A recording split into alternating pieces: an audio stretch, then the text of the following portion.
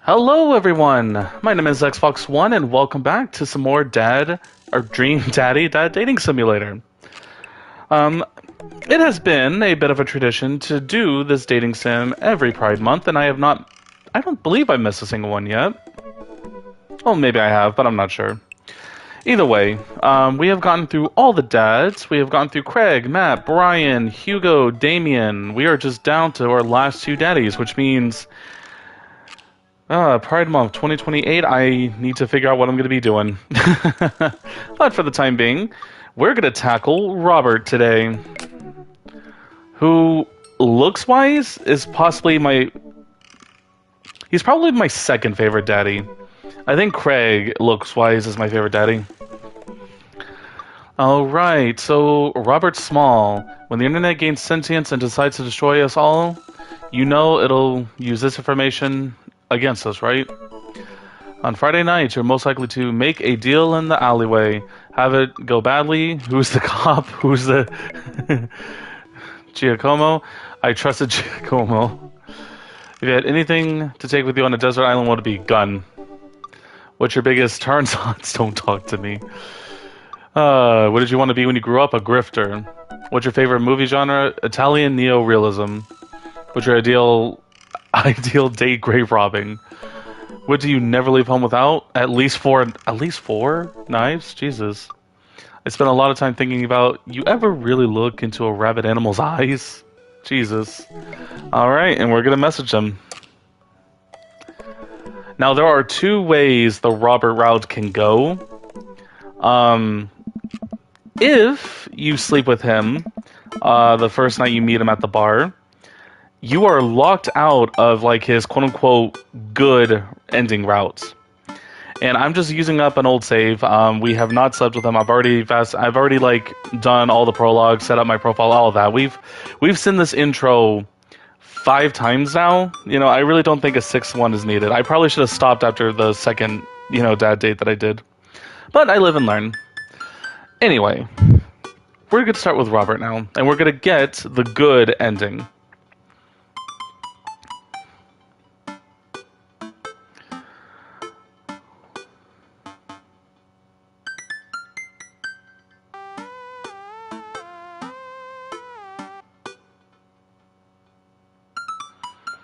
Alright.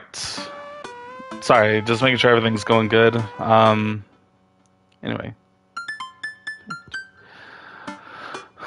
Robert was pretty nice. A little odd, but nice. And ruggedly handsome. We should hang out. I type out a message to him on Dadbook. Hey Robert, good seeing you again at the cookout. Wanna grab a drink? I sit there a couple of seconds hoping he'll message me back. Hey, it says he's read the message.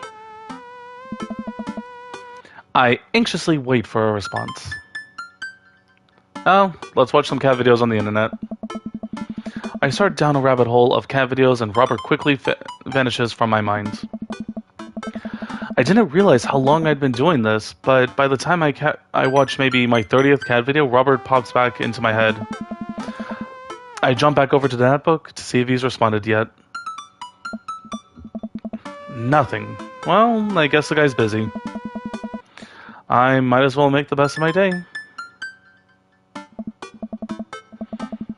I get up, walk to the living room, then sit down and turn on the TV.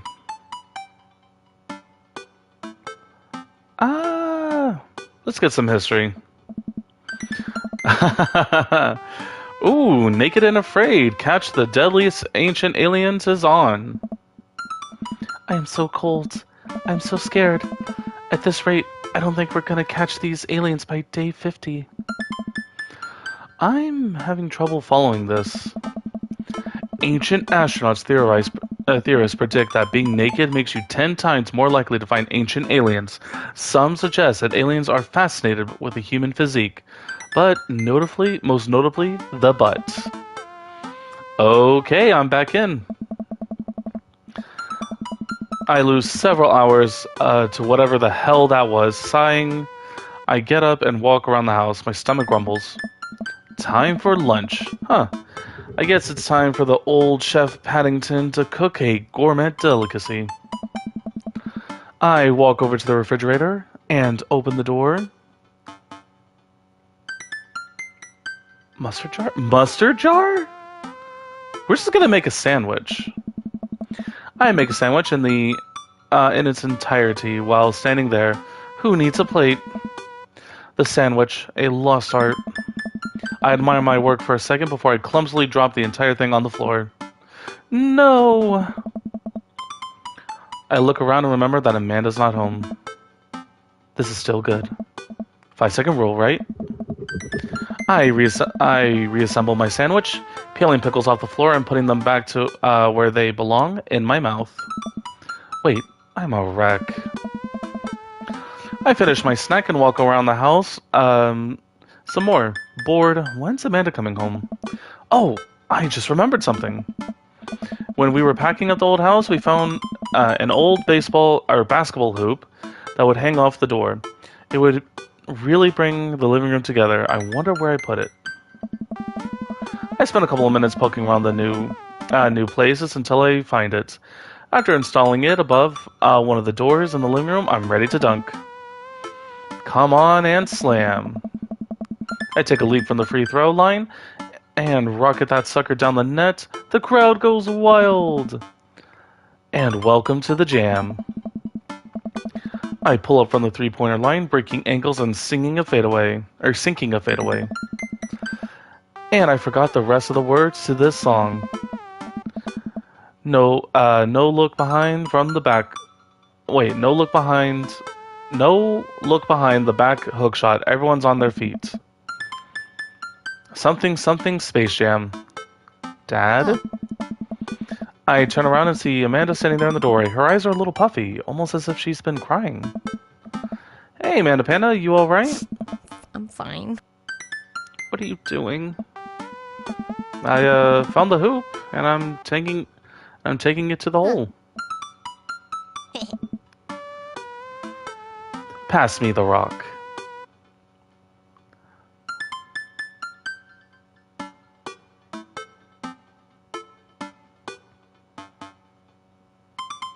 Granny toss that apple. I lead the league in blocks. Set the record for rebounds in my rookie year. Think you can handle this? What's a rebound? Oh, when someone misses a shot and the other player tries to retrieve it, and that's just kidding. Amanda zigzags past me, tips a layup into the hoop. Art of War, bitches. Amanda, language. Sun Tzu didn't care about language.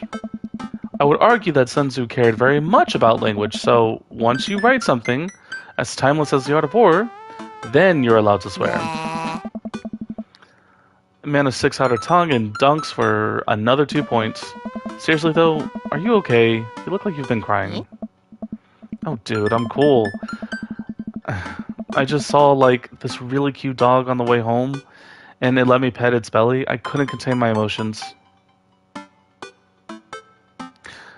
Tell me more about this dog.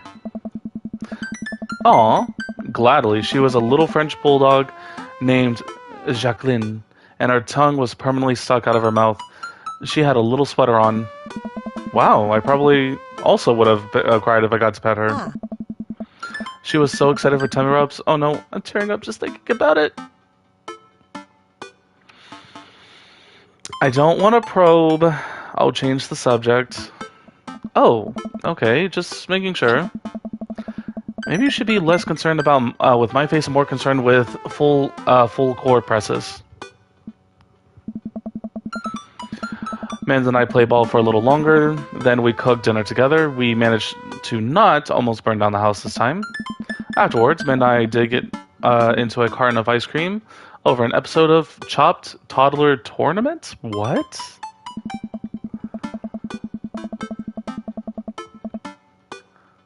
What you have in front of you is a molecular deconstructed sweet potato with brown sugar demi-glazed with creme fraiche, of course.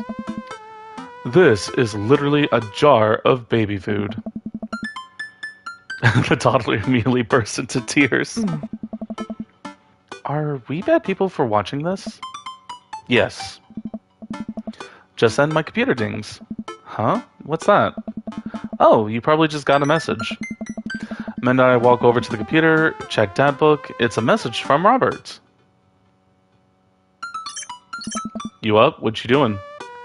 What does... Oh, I forgot. I don't know messages. I'm supposed to be the dad. I'm a dad. WYD. What does that mean? What you doing? What am I doing? You were just chilling.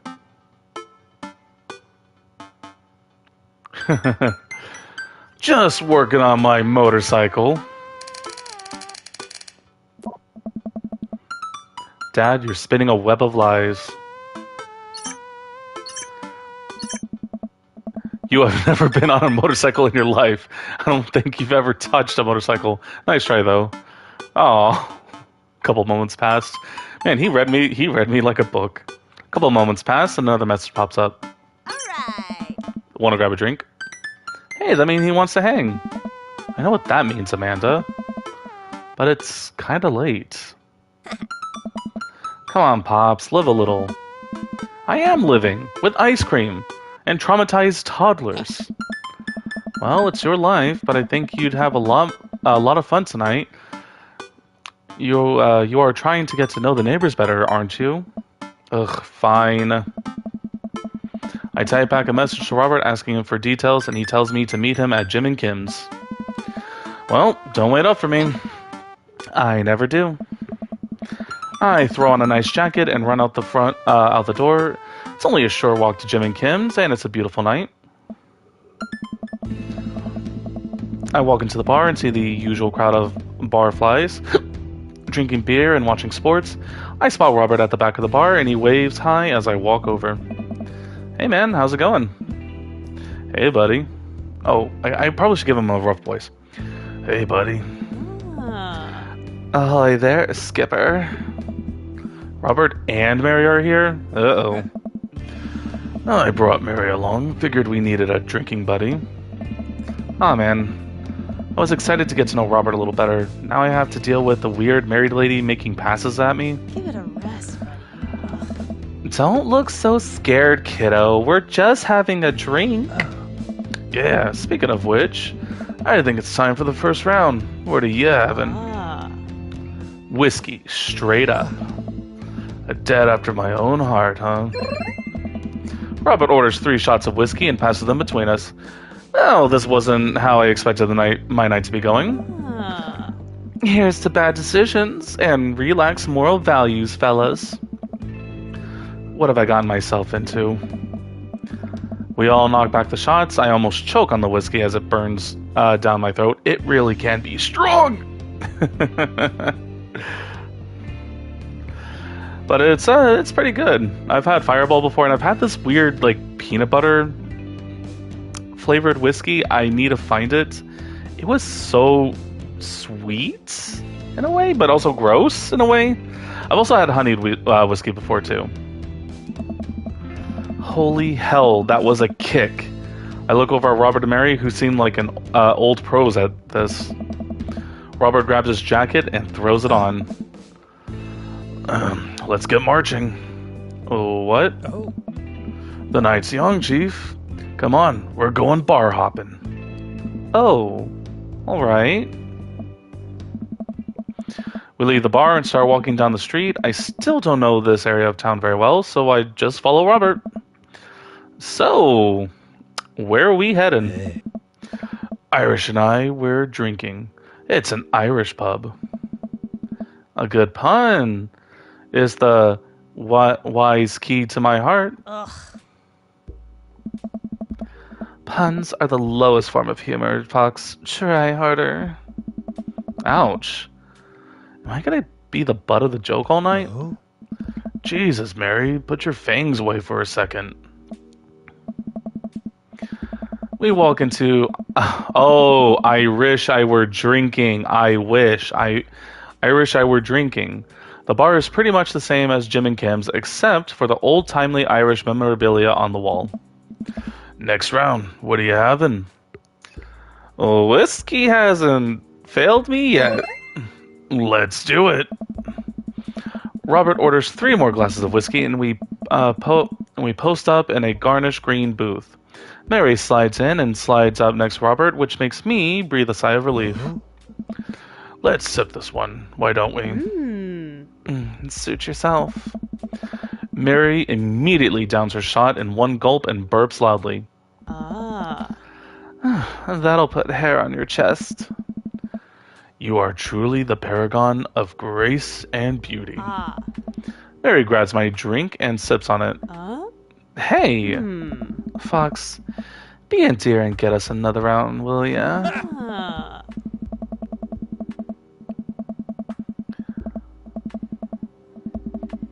I don't know how to process this evening at all. I get up and order another round of drinks from the bartender. As I head back, I see Mary and Robert having a lively conversation. Robert roars with laughter. I don't think I've ever seen the guy smile, let alone laugh. I take a seat across from the booth from them and pass out the drinks. So, Edith's kid snuck some pot brownies onto the table at the last bake sale, right? And I spot that little hemp sweatshirt gremlin in the act. So I got up to Edith with the baggie, and I'm about to tell her when all of a sudden she just freaks out at me. You're ruining the bake sale, she says. I should have been the PTA president. Your roots are bad and blah blah blah. So, what did you do? I told her to have a brownie and that everything was gonna be fine. They both erupt in laughter. I politely follow along with the story. She ate 3. More laughter. Okay, that was actually pretty funny.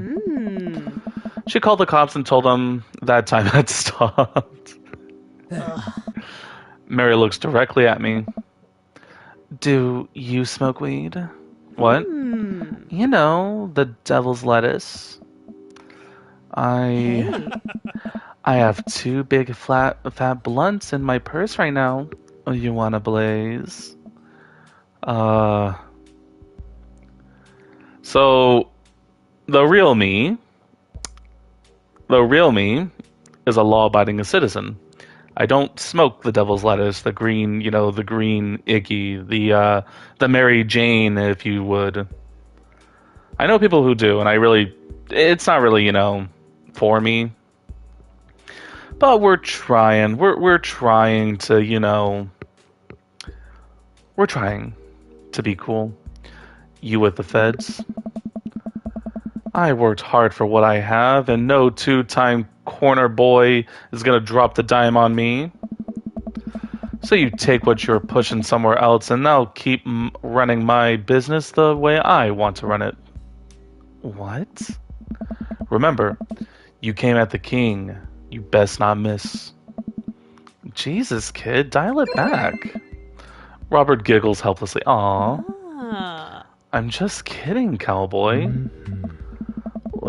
Lay off the kid, Mary. He may not be used to your brand of humor. Hey. Fine. We sit around and sip our drinks, people watching and cracking jokes. After a little bit of time, I begin to warm up to Mary. Her jokes become much funnier and much less scary. But it seems she's not going anywhere anytime soon. I just wanted some alone time with Robert. I wonder if I can get her to leave somehow. No, yes. Could you get the next round? You trying to ditch me, pal? I know. Because if you're trying to ditch me, you can just tell me to scram. No, it's fine, Fox. No, it's fine. Fox wants alone time with his new best buddy, Robert. Read you loud and clear. The wingman breaks formation to pursue their prey. Now, if you fellas will excuse me, Mary needs to sink her teeth into some helpless boy. Go with God. It was nice seeing you. Deuces, nerds. Mary gets up and saunters over to a young-looking guy at the bar. She grows on you. Does she, though? I feel like she kind of delights in making men suffer. Well, she does. But what about her and Joseph? What about him? You know, they're married.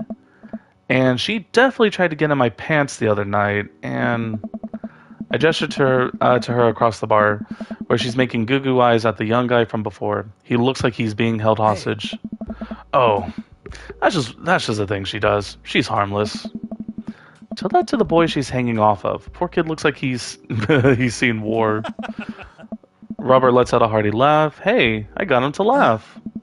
Oh man, you know, I bet you for one of those straight-laced types. Oh, don't worry. I got pretty wild back in my day.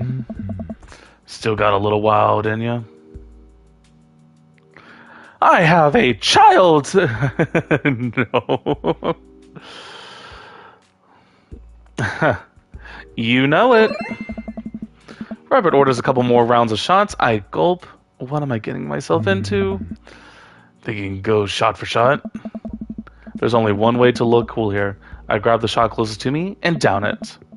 Robert looks impressed. He takes his shot and knocks it back. That's one. So, what do I even talk about? He's so cool. So how are things? I hate small talk. Okay. Too many people, and this isn't necessarily you, but too many people think they have to fill the dead air with noise. Personally, I think they're afraid of the silence, or they're afraid of what the other person is going to think of the silence. If you want some unsolicited advice, just learn to be comfortable with silence. Nothing wrong with two people sitting in silence and drinking whiskey. Oh, all right. Hey. Robert and I sit in silence and drink whiskey. I take in the rest of the bar. Patrons laughing, playing darts, spilling beers, Mary giving the hard sell to the young man pretending he's got a phone call with one of his friends. Maybe silence is nice sometimes. So, you ever kill a man? I choke on my drink. Excuse me? You know, watch the life drain from someone's eyes. It's not just their life, you know. It's their hopes and dreams draining away. Every memory and experience they've ever had. Gone. No. Great. Me neither. I gotta get used to him. Robert knocks back his shots and motions for me to do the same. I reciprocate. I'm just messing with you. Relax. I laugh nervously. Oh. Or am I? I laugh nervously again. We sip more whiskey and people watch some more. Mary has her sights set on another man after the other one excused himself to the bathroom and I assume crawled out of the window. Gosh, this whiskey's hitting me hard. Gosh, this whiskey's hitting me hard. You betcha. Robert gets up and out of the booth, shouldering his jacket. Let's roll! Sorry, whiskey. Inside voice. Let's roll. Wait, what about Mary? Brother, Mary is gonna be just fine. I look over at Mary, who's lying on the bar in front of some poor sap. She's singing "Happy Birthday" to him while he insists it's not his birthday. Oh my God, Mary! We make our way out of the bar and back onto the streets. I'm trying my hardest not to stumble, but man, that sidewalk is just coming right at me. I hope Robert doesn't notice me tripping over my own feet like this is the first time I've ever been drinking. Where to? You'll see. I follow Robert through street lamps, spotlights, until we eventually arrive at a run-down strip mall. There's a beauty salon, a sex shop, a computer repair store that looks like it's been closed for 10 years, and finally a liquor store. Wait here, I'll be right back. After a minute, Robert returns with 2 wine bottles in brown paper bags. He hands one to me. Cheers. He sits on the curb and drinks. He motions for me to do the same. This is really not what I expected the night to go. I take a sip. White Zinfandel? What? Nothing. I just wasn't expecting... It is delicious, fruity, and refreshing. Don't judge me. I start to say something, thinking of his lecture about valuing silence earlier, and stop. I sip on my wine and watch the cars drive by. Let's throw rocks at shit. What? Robert suddenly hurls a rock at a stop sign. The ding echoes throughout the empty parking lot. That felt good. He presses a stone into my free hand. Now, you try.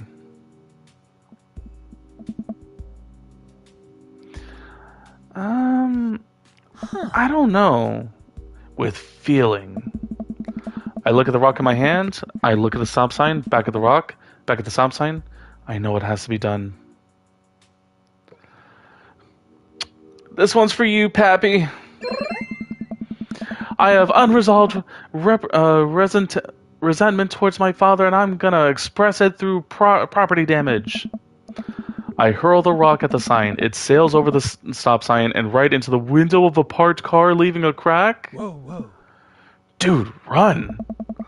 I leap up and dart into the nearest alley, wine in hand. I can hear Robert's footsteps behind me.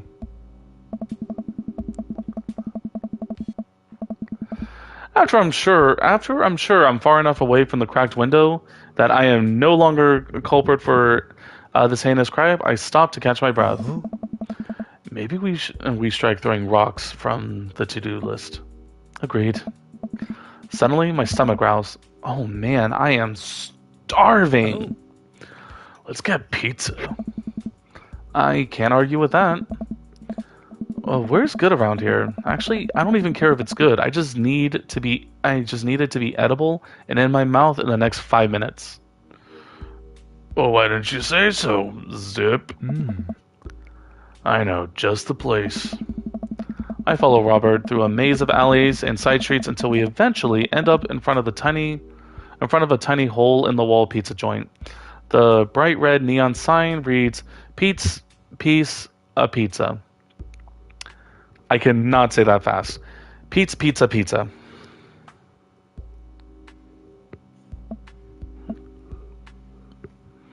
Ta-da! I can see a few exhausted-looking workers behind the counter tossing dough and pulling piping hot pizzas right out of a stone oven. My stomach rumbles again. We go up to the counter and get ready to order. Can I get 2 slices of Hawaiian pizza? Oh wait, Fox, you're cool with pineapple on your pizza, right? Of course. We wait a minute for our pizza to come out of the oven. I'm practically drooling at the smell. The cashier hands us each a giant slice in a paper plate, so saturated with grease that I'm worried it will fall apart. We take our pizzas outside and wander through the alleyways as we eat. I take a bite. It's absolutely delicious. Pineapple is truly the best pizza topping. Lies. You said it. The pizza slander. Man, I feel way better now. You and me both. We hear noise coming from the slightly ajar door in the alley. Robert looks at me excitedly. Got any more of that wild in you? No. You betcha. Good on you. Robert and I slide the door open and peek inside. It's completely dark except for some flickering light. We slowly creep forward, cautious not to be heard or seen. Shh. Don't shush me so loud. Shh. We come to the end of the alley and find ourselves standing in front of a movie screen. Oh, this suddenly makes sense. Did we really just sneak into a movie theater like a couple of teenagers? No talking during the movie. We look into the audience and are surprised to find it's almost completely empty. Ow, it just bit my tongue. Save for a row of a few teenagers in the front. They look annoyed when they notice us. Robert starts making his way to the very back of the theater, and I follow him. We settle in with our wines and try to make sense of this movie. It's a romantic comedy, I think. A young man is frantically trying to get through New York to find the woman that he's finally realized he's in love with. Kiss already! There's nobody to kiss yet. You want him to kiss the taxi driver? Hell yeah. The kids down the way notice us heckling. One of them speaks up. Hey man, keep it down. Oh damn, that's Ernest Hemingway, Hugo's kid. Ernest! Hey Ernest! I know you! It's me, your neighbor! Hi! Ernest turns back around, embarrassed. I turn back to Robert. He kissed anyone yet? It turns out, yes, he did kiss someone. He made his way out to a tiny island near New York to profess his love for a woman who, for some reason, he knew would be there. She tells him that they hit the jackpot. He said that they had, but I think there's some subtext missing there. Boo! Love is dead! Shut up! It's beautiful. Oh, wait. Shut up. It's beautiful. No, you shut up. Ernest grumbles. The credits start to roll. I stand up. Robert immediately pulls me back down. Hundreds of people worked very hard to make this film happen, and you're going to sit here and appreciate them. Okay. Please handle me more. Look at that. Elizabeth Sheldon. She worked really hard. I bet she did lots of good wardrobe design. Thank you, Elizabeth Sheldon, for this beautiful film-going experience. And Peter Anders, catering, fed a bunch of people so that they could have the energy to do their job. What a guy. We let the credits roll while Robert individually thanks every member of the crew. Once it's finally over, he makes sure no animals were harmed in the making of the film. We leave the movie theater. We stumble into the theater parking lot, polishing off the rest of our wine. Hey, assholes! Out of nowhere, a rock flies through the air and hits me in the knee. My knee! What the hell? Ernest and his friends stand in the alleyway, blocking our exit. Oh, what do you guys want? Why'd you go and throw a rock at my knee? This is my good knee. My orthopedist is going to be pissed. Ernest tosses another rock up and down in his hands. What's wrong with this kid? You ruined my theater-going experience. Now you have to pay. Oh. Well, I don't have any cash on me right now, and movies got really expensive. Ernest hucks another rock at my other knee. I'm able to jump out of the way, but I didn't properly stretch before physical activities, and I'm probably gonna feel super sore in the morning. We ruined it for you?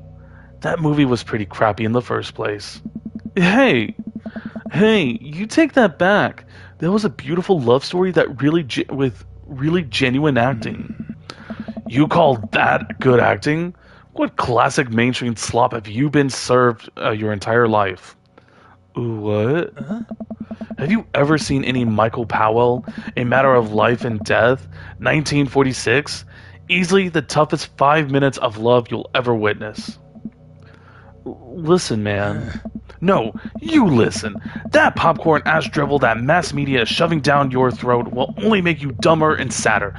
You of all people should strive for a higher standard in the arts you consume. Your name is Ernest Hemingway, for Christ's sakes. Oh, no. Oh, no. Now you've done it. Ernest rushes Robert, screaming like a banshee. Yeah! I dive between Ernest and Robert, trying to stop the kid. He lunges forward, kicking me as hard as he can, and then, what is with this guy getting my knee? Fuck, my knee! Robert gets in between Ernest and myself. It's as if he's seeing red. Fuck, my fucking knee hurts. It hurts, my friend. Oh, that voice. Alright, buddy. Talk like a punk, get hit like a punk. Robert squares up into boxer stance. Queensbury rules. 3-minute rounds with 1 minute rest in between. No low blows, fish hooks, eye grab, or J grabs, or high blows. What? Don't even think about pulling an illegal turnstile. That's an automatic deduction of 3 points. I. You'll have to designate a second. Wait, you will have to designate a second if you're unable to fulfill your role as main duelist. One of your friends over there looks like he has enough youthful vivacity to handle it. Hey man, I don't want to get dragged into this. That movie sucked. It's too late. You two are bloodbound. If he dies, you die. Sorry, I don't make the rules. Talk to Queensbury. We're just gonna go. Ernest and his friends wearily back away. Robert calls after them. The Queensbury Association will hear about this and consume better content. Once the teens are safely out of earshot, Robert turns to me. Were you actually about to fight that kid? Are you kidding me? I would never hit a child. That would be despicable. You throw the rules at them, though, they always bolt. Nobody wants a Queensbury sanctioned throwdown. But full disclosure, I made half of that up. Wow. See, you don't even have to know the rules. You just gotta make them up. Come on, let's get out of here. Robert and I cooled down a bit as we walked back to the neighborhood. I'm so sorry. I get really into art of filmmaking when I drink. It's okay. I think it's cool how much you like movies. To be honest, I don't know a lot about them myself. Buddy, I got so much to show you. You ever seen any Sam Fuller? I haven't. Fuller is cash.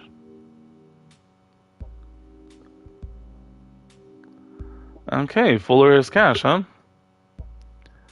Thanks for defending my honor. Thanks for dinner and a movie. Thanks for the adventure.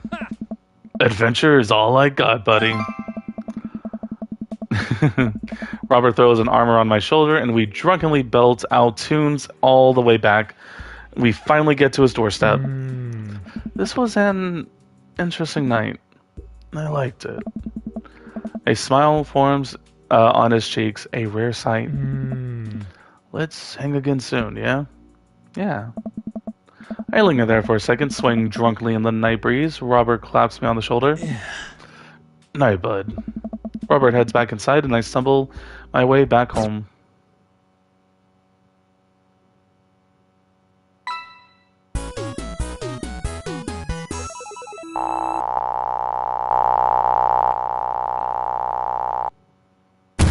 I'm lost in your oceanic eyes. 5 out of 6. You've got dads. We're kind of here for the... Who's DB? Fox, listen, this is you from the past. Whoa, how'd this happen? I figured you're trying to reply to this because I know myself, but this is an automatic message from you earlier this morning when it was socially unacceptable to go out and buy ice cream. I forgot I did that. I forgot how I did that as well. The future is amazing. Listen, life is short and ice cream should always be acceptable, but unfortunately this isn't the society we live in. And it's less the society we live in and more me projecting my own anxiety about being judged onto others. But you know what I mean? By the time you're reading this, it is a certain time of day in which nobody will bat an eyelash for you going out to buying ice cream. You know what to do. Buy that ice cream. I don't think I've ever gotten that one. You know what? I've earned a treat. On my way home, I decide to stop off and grab some ice cream, which I fully plan to eat directly from the tub. I spent a lot of time trying to figure out just which type of ice cream I'd like to eat directly from the tub. Rocky Road, pistachio. Oh, Amanda's probably going to want some too. Better grab 2 tubs. She loves cookie dough ice cream, right? Hey, mister. I turn around and see Ernest. You're on my shit list, you little punk. I turn around to see Ernest leaning against a wall of the convenience store. Ernest? You're cool, right? I'm so cool. I'm shocked you even asked, dude miser. Oh my god, I asked the wrong person. Could you just help me out? Help you out? There's no flies involved. There's no fires involved, is there? Just clouds. So, I give you a $20 bill. Will you buy me e-liquid? Ernest, what's e-liquid? It's like Gatorade, you know? Electrolyte liquid. I'd get it myself, but I'm banned from here for trying to run a grift on the cashier. A classic fiddle game. You know the deal. Oh, if you're talking about balanced electrolytes, then I got you, little buddy. And I didn't know you played the fiddle. Just ask the clerk for blue cran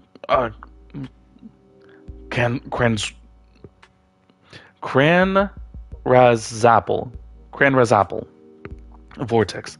He'll know what it is. Alright, pick up a tube of pistachio ice cream for myself, a tube of cookie dough ice cream for Amanda. I search for some blue crescent void star, but I can't seem to find anything. I turn to the cashier. Say, where's your finest e-liquid? Behind the counter. You got an ID? First of all, my daughter is older than you. Second of all, I'm flattered. I switched shampoos recently. Is that taking some years off? Look, you need to be 21 to buy vape juice. Your hair doesn't look a day over 20. Wait a minute. Are you just trying to butter me up to get me to buy some more ice cream? Because it's working. I glance outside and spot Ernest staring at me. Wait a minute. So you're telling me that e-liquid is not a sports drink? It's for vaping? Ernest is watching us intensely through the window. I better go give that kid a piece of my mind. I see. Okay, look, I'm gonna pretend you didn't try to trick me into buying you some the old Bohemian cough syrup.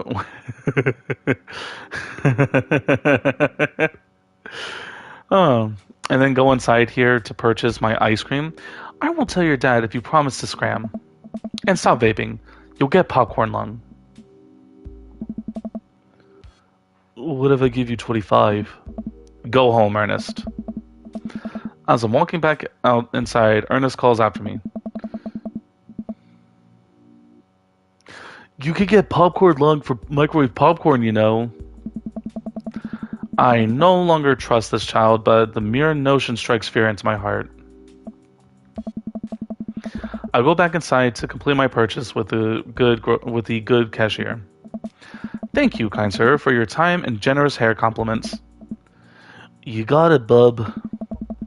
I glance out to the window to see Ernest still outside. Looks like he's talking to some other poor sap. Guess I should go outside and save this other guy some grief. Wait a second. That's definitely a cop. Oh boy. I grab my tube of ice cream and bolt outside. Oof, Ernest. He is already face down on the hood of a squad car.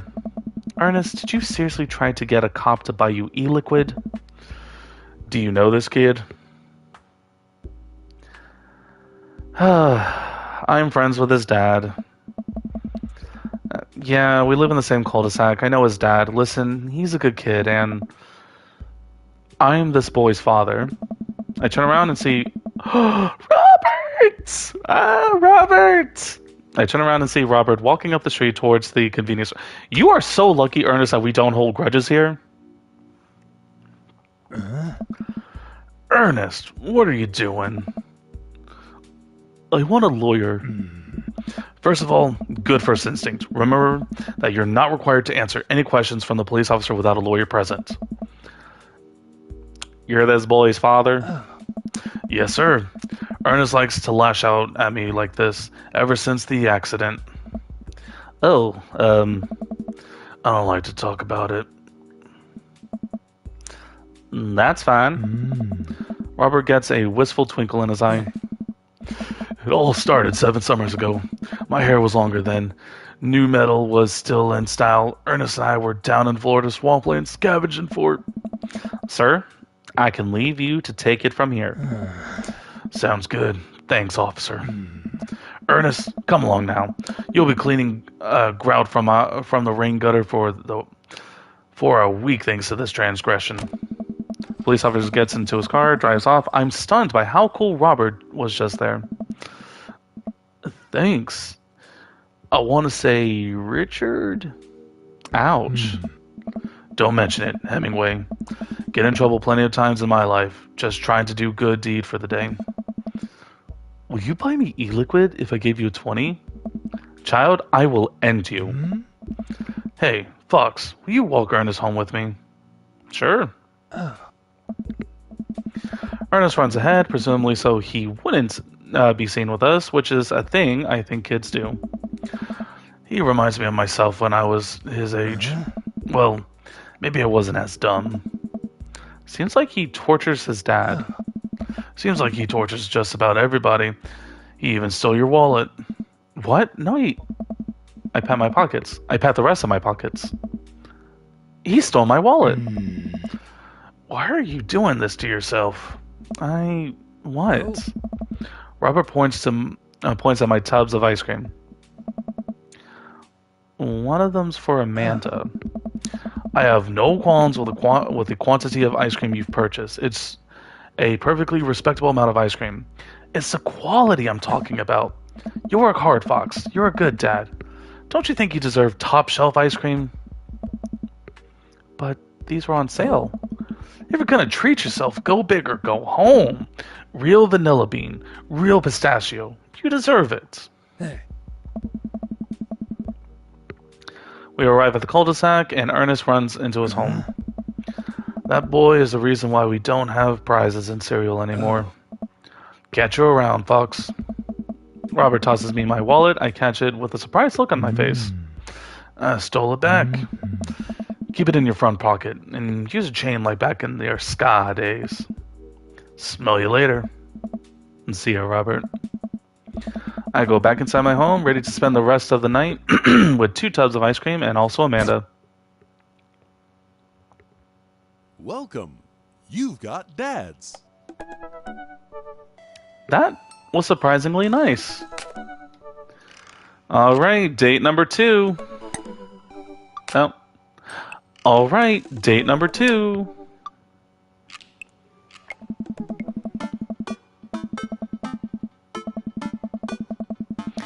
I had a lot of fun with Robert the last time we hung out, but I'm beginning to wonder if he's dodging me. I tried messaging him a few times, and Dadbook says he hasn't read any of them. Haven't even seen him come out of his house, actually. I decide to send him one last message. Figured that this will produce the same results. Hey man, don't know... Oh, okay. Hey man, don't know where you've been, but we should grab a drink soon. I walk away from my computer at this point. I know he's not going to message me back anytime soon.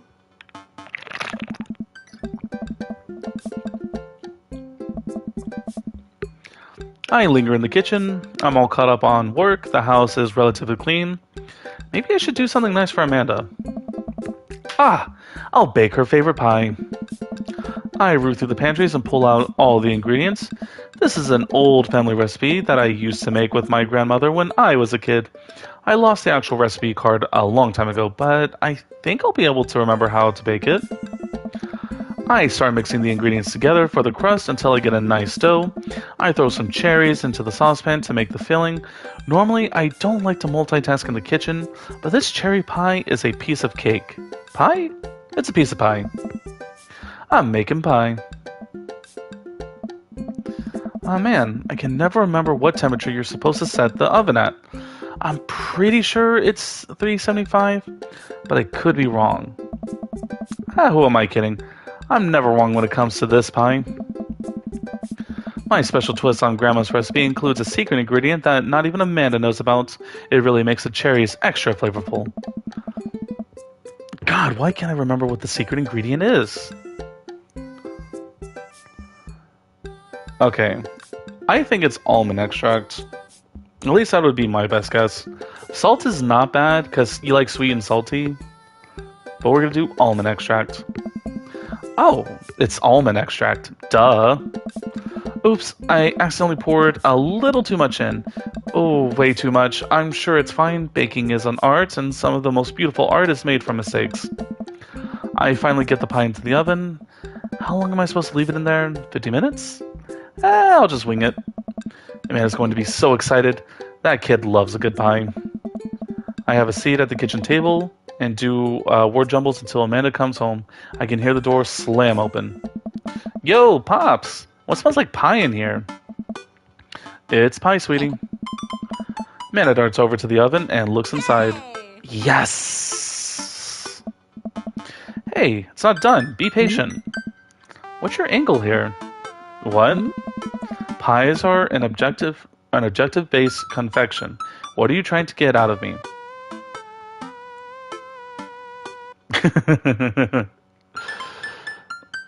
I've been leading a double life. Amanda, I have terrible news for you. I'm actually a pro skateboarder and aspiring astronaut and bank robber. The lifestyle is calling me back and I must go. One last job. You know how it is. This pie is the only way I knew how to tell you. Well, I appreciate the years we spent together, but a trade-up is a trade-up. Remember me when you're kicking your feet up in Ibiza? What is with all these hard to pronounce words? Yeah. Thanks for all the pie. We share a cordial handshake. I wait a few more minutes before taking the pie out of the oven. I set it on the rack to cool and guard it so Amanda doesn't dig in before it's ready. Huh? What? Does it look kind of weird to you? Oh, that's just me taking our artistic license on what a cherry pie means to me emotionally. I'm just saying that because, you know, it seems like you might have baked this pie incorrectly. And you're currently right now trying to pass it off as a good thing? It's art, sweetie. Was it art when you accidentally baked a whole uncracked egg into the center of my 12th birthday cake? Well, was it art when you tried to make brownies and accidentally created chlorine gas? How? Well, that's a bit of an exaggeration. Was it art when you just eat the pie, Panda? Oh. I cut off a few slices and sit down to eat. The cherry-filled oozes out of the sides, and the buttery crust glistens. I watch as Amanda takes a bite.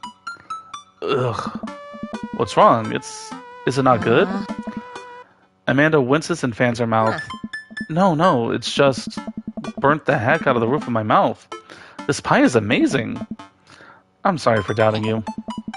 I breathe a sigh of release. I take a bite. She's right. The pie is incredible. As it always is. I'm really proud of you for making a pie without burning the new house down. I got a few dad tricks up my dad's sleeve. Maybe fathers aren't as bumbling and stupid as the media like to make us out to be. Maybe, as a society, we should have a little more respect for fathers as a whole. Dad, your sleeve is on fire. I run to the sink and put it out. Pride will be my undoing. Amanda and I clean up the kitchen and play a little more living room hoops before she retreats to her room to do homework. I go back to my word jumble. Hey, this one spells cat. The rest of the evening trickles by. We eat dinner. I help Amanda with one of her scholarship applications, and we both start getting ready for bed. I decide to check Dad Book one last time before I climbed into bed. Still nothing from Robert. I hope he's okay. I turn out the lights and lie down.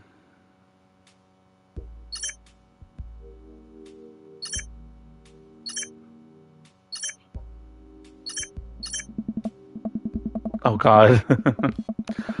What's that? I was just on the verge of falling asleep. I climb out of my bed and try to identify the source of the dinging. My computer screen illuminates the dark room. I walk over to it, ready to turn it off, when I notice that what's happening on screen. Oh God. I look out my window, and sure enough, there's Robert leaning up against his pickup truck in my driveway. I open my door and try to figure out what's going on. Hey. Hey. Oh. Wanna hang? I was kind of sleeping. That's no fun. Come, hang out. I would argue that sleeping is very fun, but I don't have to be anywhere in the morning. Might as well live a little. Sure. Cool. You plan on going out like that? I look down and realize that I am in fact not wearing pants. I mean, I don't mind. Right, one sec. I run inside, throw on my going out pants, shoes, and jacket. I grab my keys and meet Robert back outside. Ready. Hop in. I jump into the passenger seat of the old red pickup truck. I have to move a few empty cigarette packets and a gas station receipt out of the way before I can sit. Robert silently starts the car and we drive out of the cul-de-sac. Hey. You like Tom Waits? Wait.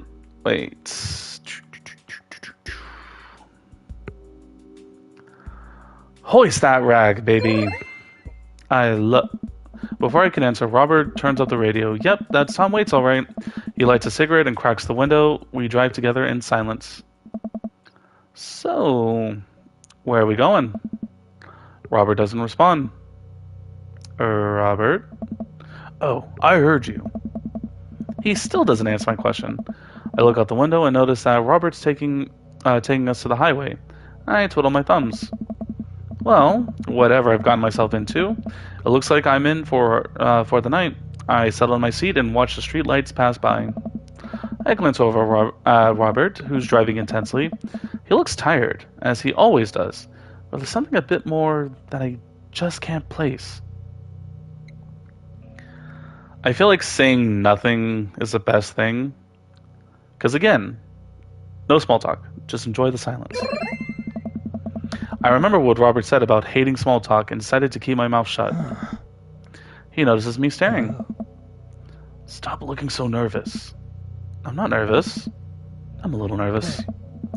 Just hang on. We're almost there. Almost where? I have no idea where we are. I think we're moving at a slight incline, but I'm not so sure. We eventually come to a stop. Robert gets out of the car, and I sit for a second, unsure if he wants me to get out, too. What are you waiting for? I hastily exit the car. Robert sits on the bed of the truck and pats the spot next to him. I sit down and take in the view. We're on a hill overlooking the city skylines against the bay. The cool night air rustles some trees near us as light blinks off in the distance. Off to the side, I can see an entrance to a dense forest. Man, it's all so gorgeous. I can't. Oh, God.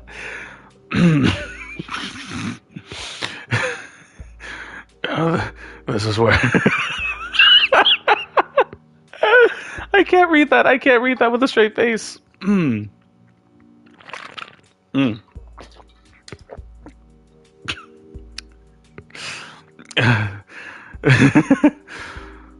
Okay.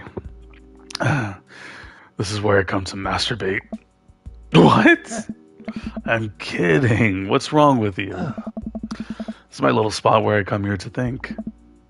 It's nice. You can see the whole city up here. Really gives you some perspective.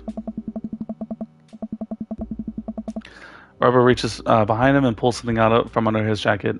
It glints in the moonlight, and I suddenly realize what it is. Oh shit, that's a knife. Oh. Please don't stab me. Robert reaches into his pocket and pulls out a small piece of wood. Please don't stab me with that either. Robert takes the knife to the piece of wood and starts carving it. No. Oh. I breathe a very audible sigh of relief, and Robert looks at me sideways. Did you think I was going to stab you just now? What? No. Hate to break it to you, but I did, in fact, bring you out here to have your to harvest your organs. I'm gonna play along. Yeah, well, you think you caught me in your trap, but I knew. For years, I've been putting the most vile junk food in my body in preparation for this day. Come at me, friends, and reap what you will. Oh. 2 steps ahead of you at all times. That's how I operate. Ha! Nothing gets past you, huh?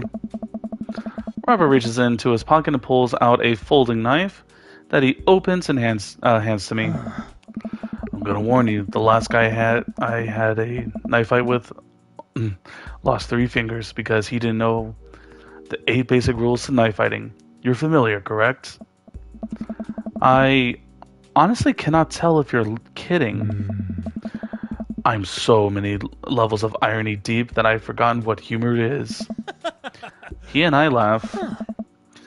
Have you ever whittled before? Considering I'm not a grandpa, no. What do you mean by that? Well, I just thought you have to have a block of wood shipped to you along with your first social security check. Fox, I'll have you know that whittling is a time-honored tradition enjoyed by both young and old alike. That you're dismissing it before you even tried, it speaks volumes about your character. However, because I've gotten to know you for some time and have come to think of you as a friend, I'm willing to attribute it to ignorance instead of malice. What I'm trying to say is, go get that stick. He motions to a good-looking stick on the ground, perfect for potential whittling. I pick it up. The most important thing to remember while whittling is to cut with the grain, not against it. If you cut against the grain, the wood is gonna splinter. Isn't the most important thing safety? No. Getting hurt comes with the territory. Look at my damn hands. I look at his damn hands. They're callous and covered in little white scars. They are very nice hands. Can't make a stick omelet without breaking a few hand eggs. Knife that wood.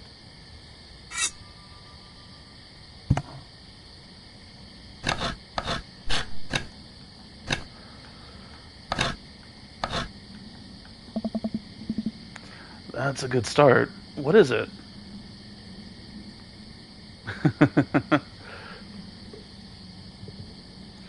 A knitting needle. But only one. Useless knitting needle.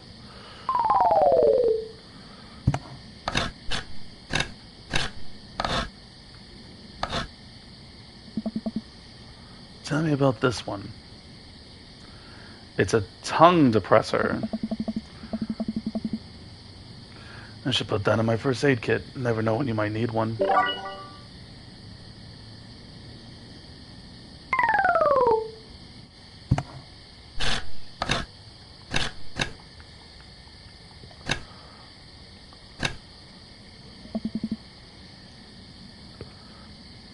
What's the story here? Something to make me look tougher. It's working. I think you could take me in a fight, probably. Tough guy accessory.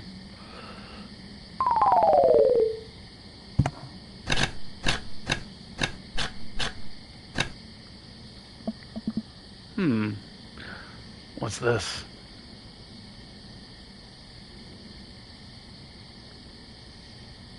A chicken nugget? Please don't eat that. Robert's uncomfortable.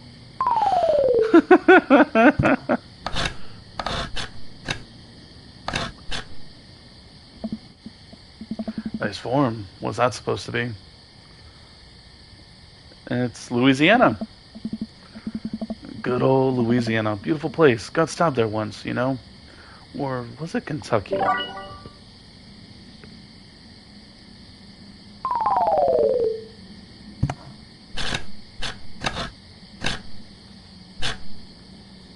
Is that a chopstick? It's a lefty chopstick. It's a stick.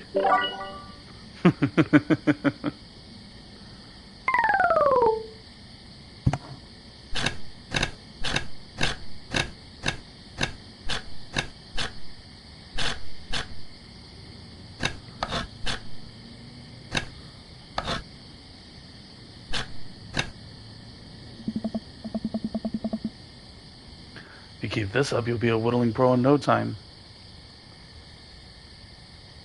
A new friend. It's a new friend. He's beautiful. I'm happy for you. Oh, it's a duck. The rest of the pieces just didn't fall away.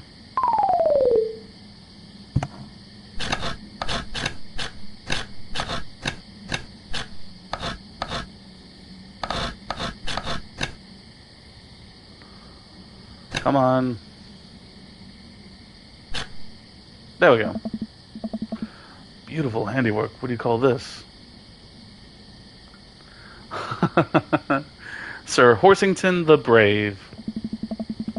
A brave and noble name for a brave and noble creature. Aww. A beautiful gift for Amanda. That was fun. Oh. Robert and I sit in silence for a while, carving or pieces of wood.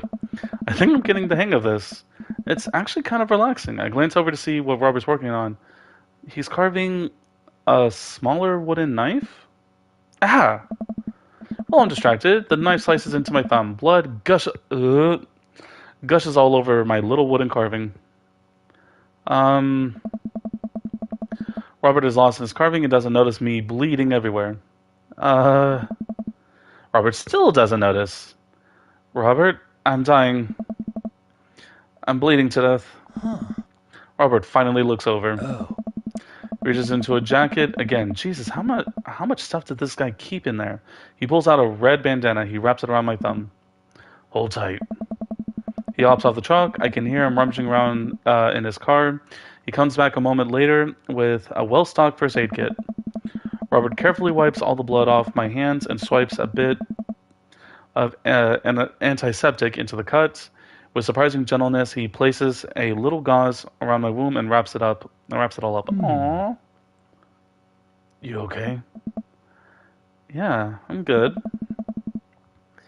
He hands me what's left of the tube of antiseptic. Make sure to keep that cut clean. It's oddly touching and a little sexy. I guess I'm a real whittler now. There you are. Be careful, though. They're attracted to the smell of blood. Wait, what? What's attracted to the smell of blood? Cryptids. Tons of them out here, you know. Cryptids? Like the Mothman and stuff? Mothman is bullshit. But yeah, this town's a hotbed of cryptozoological occurrences. You're joking. Oh. Oh, I wish I were. I'm a skeptic myself, or at least I thought I was. There are things in these woods that I just can't possibly comprehend. I think about my entire time in the city. Aside from the occasional stray coyote, I don't think it's that bad. You ever heard of the Dover ghost? I don't think so. Oh. Well, let me tell you a story. I was out in these woods here one weekend, camping trip with Betsy. You don't know Betsy, but she's a big pup, pit bull, real intimidating. I feel safe around her. First night goes without an incident. I get some solitude. Betsy gets to pee wherever she wants. All's good stuff. Second day, I get the idea into my head that I can hike deeper into the woods, probably against my better judgment. But hey, we're all just having a fun camping trip, right? So me and Betsy start marching in the morning. It gets a little late, and we set up camp. But it's different this night. Real quiet. I can't hear the birds, the crickets, squirrels, nothing. Dead silence. Then it happens. I hear the most unholy growl I've ever heard in my life, right outside my tent. Me and Betsy, we go to investigate. We look around the clearing, but nobody's there. But there's this feeling. Not sure if I can quite describe it. I know something is watching us. Betsy, though, she's scared. Never seen her like never seen her like that. And when she's scared, that's when I know I should be too. And then I sees it in the distance, a man. But if something that didn't know what a man was supposed to look like made it, it just looked wrong. Big, arms too long for its body, black eyes. It just stood there and stared at me. Then it disappeared. I heard one yelp from Betsy and I turned around to check on her, but she's gone into thin air. I didn't sleep at all in my tent that night. I don't think I've ever slept right since. You're lying. Okay, you're full of shit. You think I'm lying? Robert pulls out his wallet and shows me pictures of a beautiful pit bull. Tell that to Betsy. They say if you listen closely on quiet nights, nights just like tonight, you can still hear the howl of the Dover ghost. A howl resonates through the woods. It doesn't sound like a regular howl. It's so guttural, even from far away. Something about it makes my skin crawl. Whoa, whoa. Okay, Robert, real funny. I turn to look at Robert. He's white as a sheet. You're messing with me, right? Whoa, whoa. If I were messing with you up until literally just now, I totally made that camping story up. I strain my eyes to screen the forest line, trying to see where the howl originated from. Off the distance, I see something. It's so far away, I barely can make out a shape. It looks human, but it's dragging something. Do you see that? We should go. Huh? Don't need to tell me twice. Robert and I slowly back away and get into the truck. I turn off. He turns off his headlights, and we make a slow crawl away. Back onto the road. I'm too scared to look back. What was that? Huh? The Dover ghost, I guess. I chuckle nervously. This time he doesn't seem like he's messing with me. Or maybe it's someone illegally dumping garbage on wildlife preserve? Yeah, that's the story we'll tell ourselves. We sit in silence for a little while longer. The fear of whatever was slowly subsiding, the fear of whatever that was slowly subsiding as we get closer to the city. Oh. Thanks for coming out. This was fun. I'm sorry I haven't been in touch. I've just been in a way lately. I've had to get out of the house. Huh. I had to be around somebody. You doing okay, man? Oh. Robert thinks for a second and lights another cigarette. Oh. Been doing a lot of thinking. He takes a long drag. Huh? As I get older, I feel more and more that I'm just drowning in the sea of regret. I was so busy chasing after these things that I thought would make me happy, and I don't think about anyone else. All I cared about was myself, and I didn't even think. Hey. Robert stops. I wait for him to finish his thoughts, but he just stares at the road. Maybe I'm just built like this. Or maybe I do it to myself. Maybe it's my own choices that I'm as unhappy as I am. I try to think about something. I remember all the times in my life when I've been sad, and there's a great many of them. But there was always a light at the end of the tunnel, something I held onto that kept me going. But there's something so resigned about the way Robert's talking.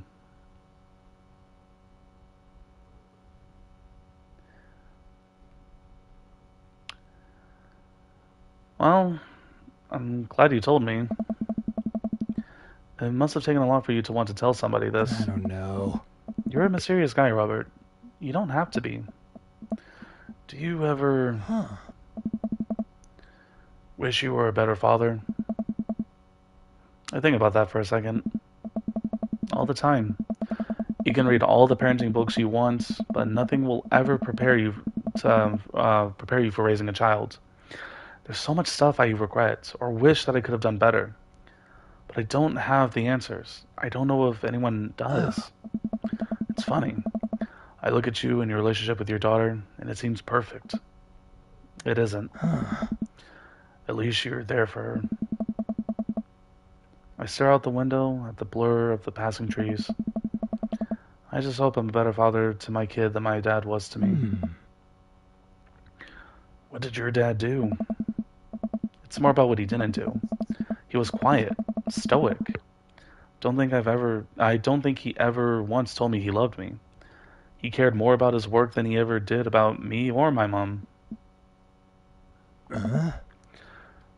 Do you hate him? No. I used to, but after I became a parent, I just kind of feel bad for him. He missed out on my whole childhood.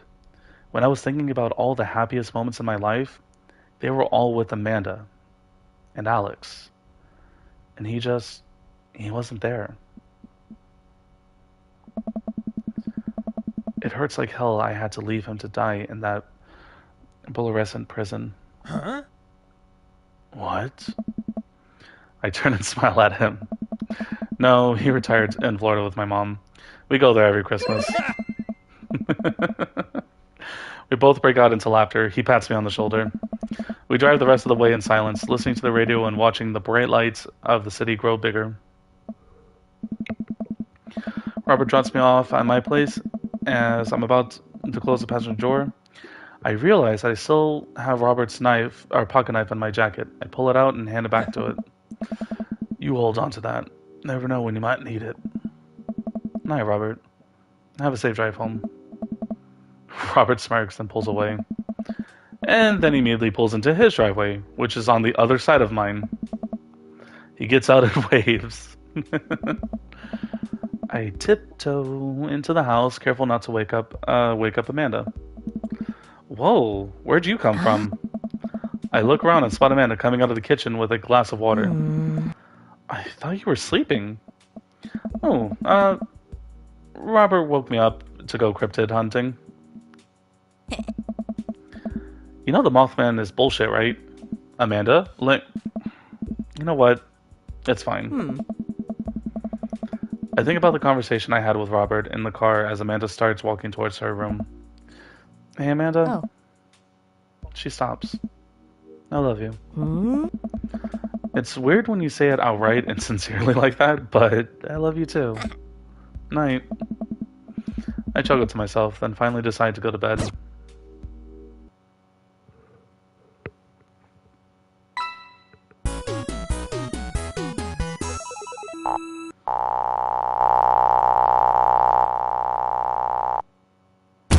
I may be bad, but you made me glad. Ooh, that voice. Welcome. You've got dads. All right. The final date. Yes, save and continue.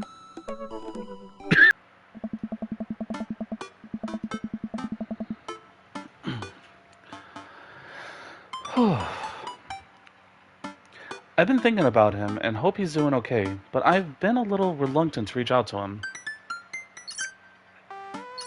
Oh, he actually reaches me first. I take a look at my dad book messengers. There's a flurry of them from Robert.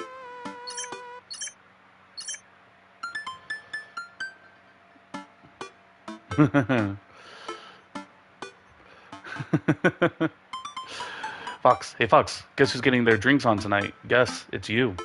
Oh, also me, but mostly you. Yeah, dude? I type back to Robert. Robert, buddy, tonight we ride. Not that I'm unappreciative, but I think this is the first time that Robert's given me more than an hour's warning before hanging out. Amanda! Amanda pops her head into the hallway. Music I don't recognize blaring from her room. What's up? I'm hanging out with Robert later tonight. Okay, cool. Robert, who is my friend. I have friends. I'm happy for you, Dad. People enjoy my company, Amanda. Ugh. Dad, I'm so happy for you, for your continued development as a human being. What are you listening to? Sad shit.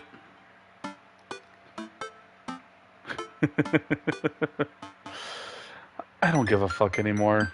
Amanda, like, you know what? You're an adult now. I gave it I gave it an earnest effort for all of 18 years of your life. Go forth and swear. Fuck yeah! I really hope I don't regret this later.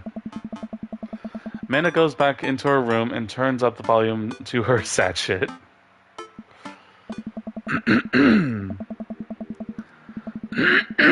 Excuse me, I'm so sorry. I put on my going out coat and walk over to Jim and Kim's. I spot Robert leaning against the brick wall, smoking a cigarette. As I get closer, I realize that he looks a little different. Cleaner, I guess.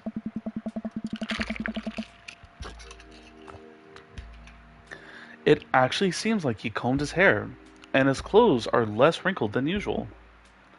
Hey. Hey. You take a shower just for me? I'm working on my relationship with existence. We both stand there for a second and don't say anything. Robert finishes his cigarette and abruptly goes inside. I follow him.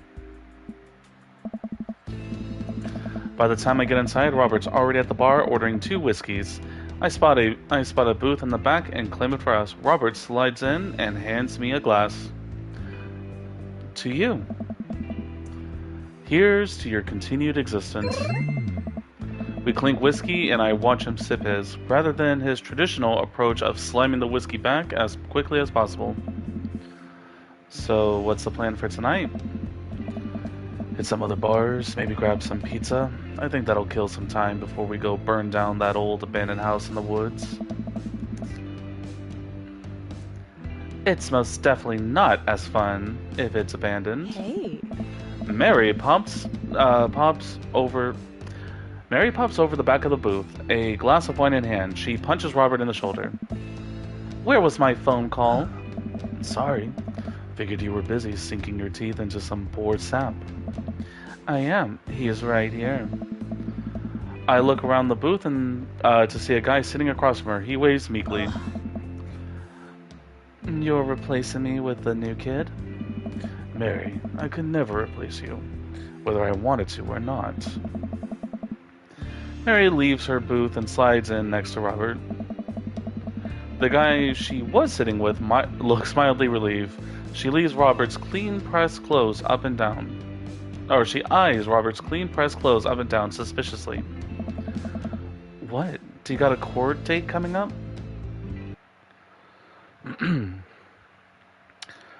He never convinced the jury. He would have had to shave first. Seriously though, what's up with you? Robert stares down his drink, suddenly looking serious. It's Pappy. Doctor says it's cirrhosis of the liver. I told that old bag of bones to quit it with the sauce. But it's all he ever has known, especially since Ma's gone. That's why I invited you out tonight. Just didn't want to be alone. Oh, come on. Fox, don't be an asshole. You know the one thing Robert doesn't joke about is his pappy. Ooh, whoops. They're giving him 2 months. I gotta help him straighten out his affairs. Robert, I'm so sorry. Robert takes a long look at his whiskey, eyeing it in the dim glow of the bar's lights. I look at his life, then I look at mine, and I know history is just doomed to repeat itself. Oh my god. I'm just kidding. He's retired with his new girlfriend in Acapulco. They watch the sunset every night. Probably screws like donkeys. Ew. Wait, aren't rabbits the one who screws a lot? Oh, I'm sorry. Didn't realize you were an expert on which animal screws a lot. Please stop saying the word screw. Robert finishes his drinks and slides it away from him. He gets up out of the booth. Me and Fox are gonna hit the bricks. You coming with? Mary casts one glance at the sad sap she'd been hunting and downs the rest of her wine in one gulp. Ah. This place is dead anyways. Hey. Yay! Now we got Mary.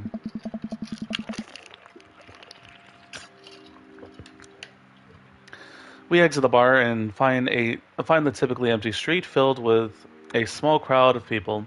At the front is a guy with a really deliberate attitude and bad posture. He carries a lantern that he shines up at his face for dramatic effect. What's going on? It looks like it's one of those walking ghost tours. They do that in this part of town all the time. I've always wanted to do one of these. You know, all the stories are fake, right? Pretty much all of my stories are fake. This is research. Ah.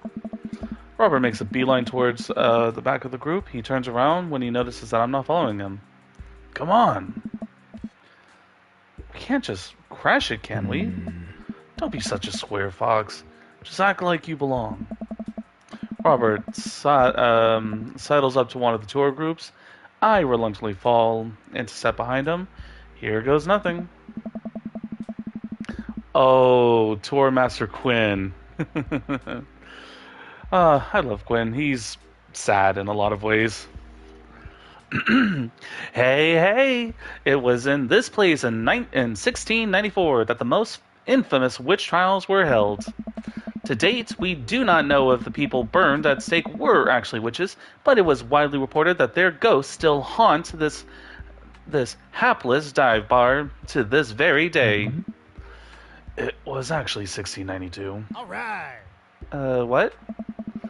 And the site was over there by the coffee shop down the road. I'm sorry? Who are you? Daniel McSturgis, ghost historian. And this is my colleague, Dr. I'm going to make an 80s reference. Dr. Loomis, paranormal investigator extraordinaire. We're touring America's most haunted locations as research for our new book. Huh. Loomis.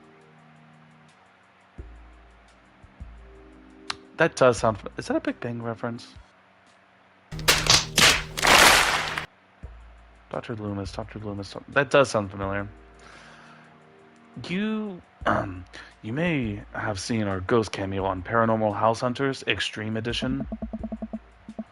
A couple of people in the group start nodding. Man, Robert's good at this. Are you guys part of the group? I don't remember seeing you at the first stop.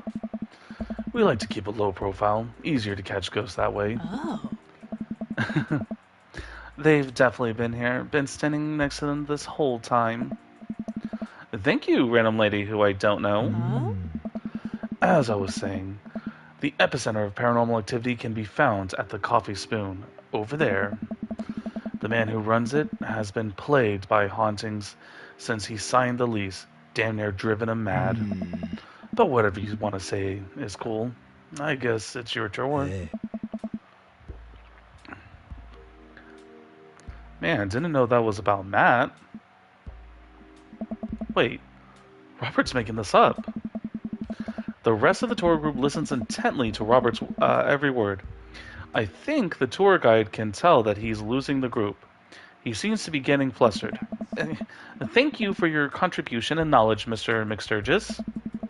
Let's move to the next haunted location. Robert, Mary, and I follow the group down the street. That tour guide's shirt is cool.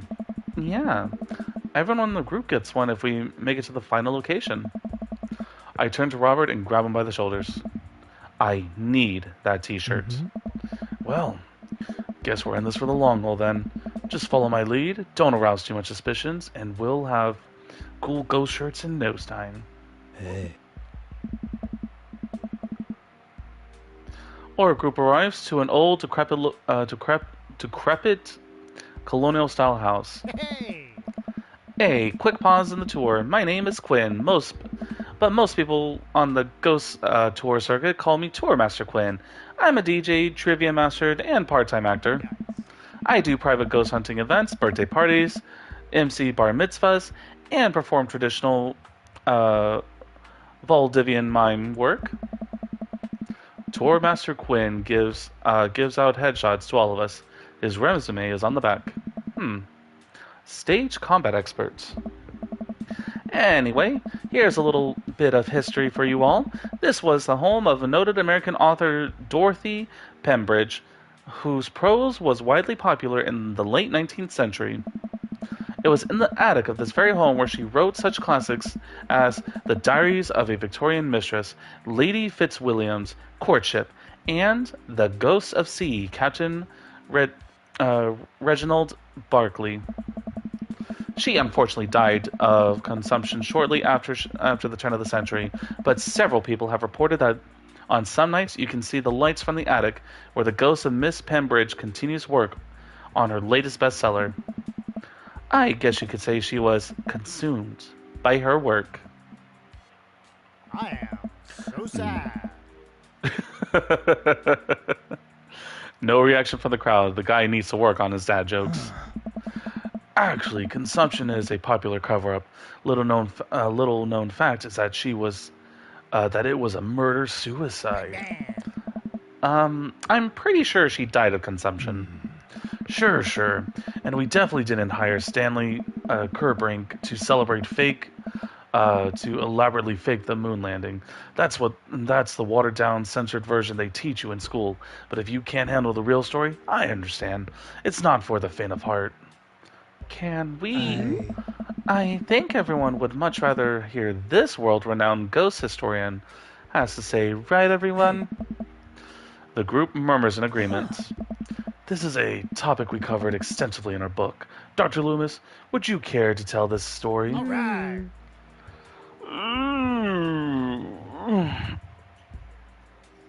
Oh, God, I just popped my back. I'm going to go with something I do know.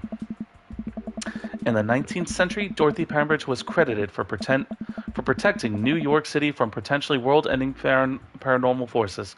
Despite her success, her ragtag group of ghost hunters were disbanded by government officials.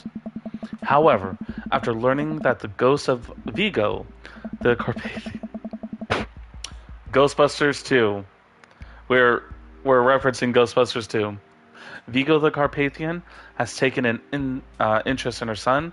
Her and her ghost-busting friends, launched a mission to defeat the ghost once and for all once again saved New York City. Hey, isn't that the plot to... Nope, it's not. The tour guide sees this as an opportunity to take back the group and address us with some razzle-dazzle. Haha, what an interesting story. Now, I just want everyone to know that the next location is extremely terrifying. If anyone thinks they can't handle it, feel free to excuse yourselves.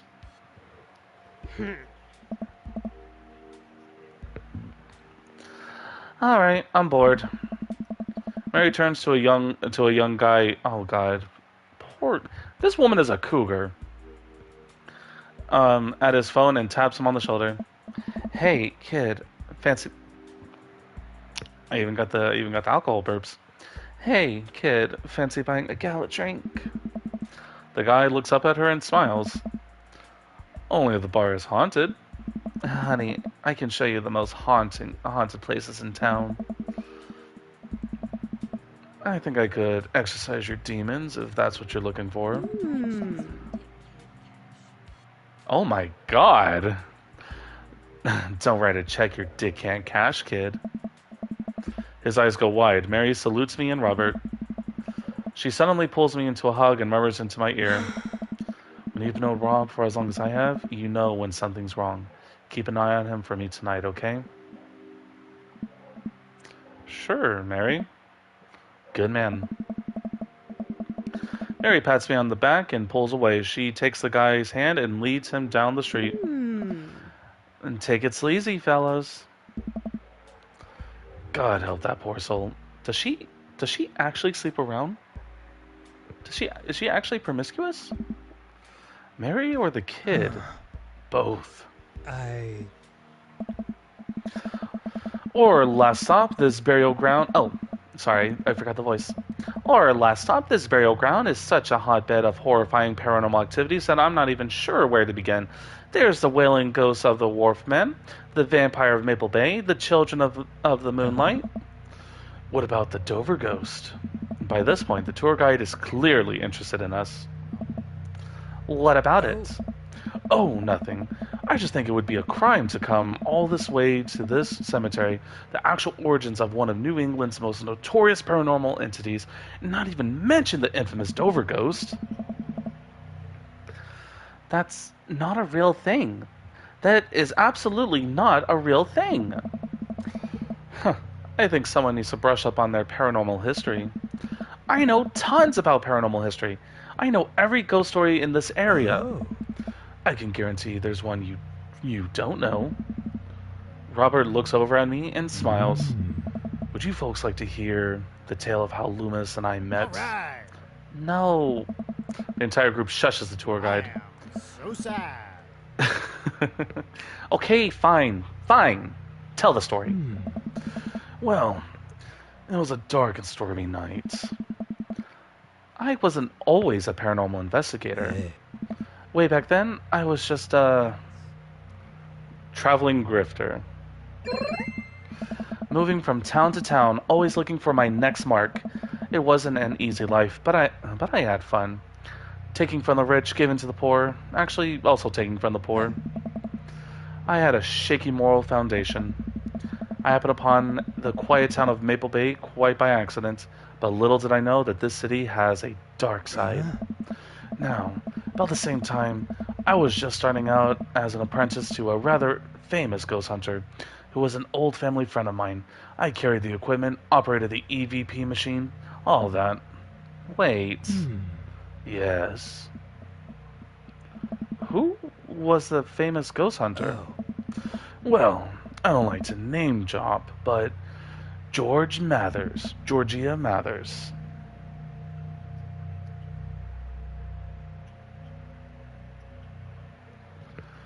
The tour group gasps. That's the good stuff. Georgia Mathers? She's a legend. You know her? Knew her. Amazing woman. Died mysteriously. Miss you, Georgie. Anyway, we were here in Maple Bay investigating some reports of strange lights and sounds coming from the cemetery late at night. Now, we had been warned by the gravekeepers that this place was highly dangerous, but Georgia was never the one to shy away from an adventure. We camped out in the center of the cemetery for 3 nights straight. We endured your so-called wailing watchmen. Wailing ghosts of the wharfmen. Whatever. Your stupid vampire was just a teenager in a mask, but the Dover ghost. Man, tell him, Loomis. So, there I was, just walking back to my hotel after a long day of working a couple of short cons. Classic pigeon drop scams. Putting out feelers for a ripe deal. I was going to steal a baby, probably. Would have made me rich. I'd found myself walking past this very cemetery. Now, I was never a very superstitious man, but something seemed off. I could hear some sort of commotion happening deep within the graveyard, and I felt compelled to investigate. And thank God you did. Georgia and I were conducting a seance in the mausoleum. At first, things were pretty normal, but after about an hour, everything went south. Playing back the EVP meter, we were able to hear a single word. Run. Hey. The air suddenly went cold. Something was very, very wrong. I just knew we weren't alone. We started to hear this faint, distant scraping noise, like something being dragged across the ground. It got louder and louder until it was deafening, like some kind of demented howl. And then I felt it. Something, grabbing my ankle. Robert has a whole crowd hook, line, and sinker. You could hear a pin drop. I've only cried twice in my life. Once was at the birth of my daughter. The other was when that thing started dragging me. I wasn't sure where it was taking me, but knew it was no place I wanted to go. I was sure I was going to die. The moment I crossed the gate into the cemetery, I heard this god-awful screeching. I ran into the mausoleum just in time to see a man being pulled across by the floor. God, to this day, the mere thought of it ties my stomach into knots. It looks like a man, but I glanced at Robert. Like someone who didn't know what a man was supposed to look like tried to put it together. The arms were too long. Its eyes glowed red. It was like a walking shadow. What I do? What any good person would do. I lunged for... Shoot! What was his fake name again? Daniel McSturgis? Daniel McSturgis. Daniel. I grabbed his hand and entered into a tug of war with the unholiest of forces. I thought it was going to be torn in half. But I had God on my side. The pocket Bible I had always kept on me fell out of my shirt pocket. And to this day I remember the passage it opened up to.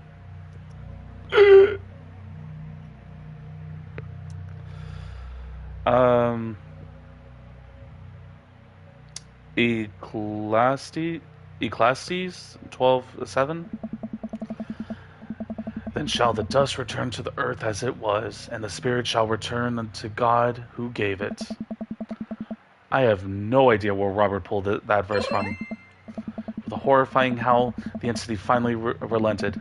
Daniel and I collapsed onto the ground, exhausted. We were both covered in blood. That damn creature clawed into my chest. Got me real good. Had to get 16 stitches.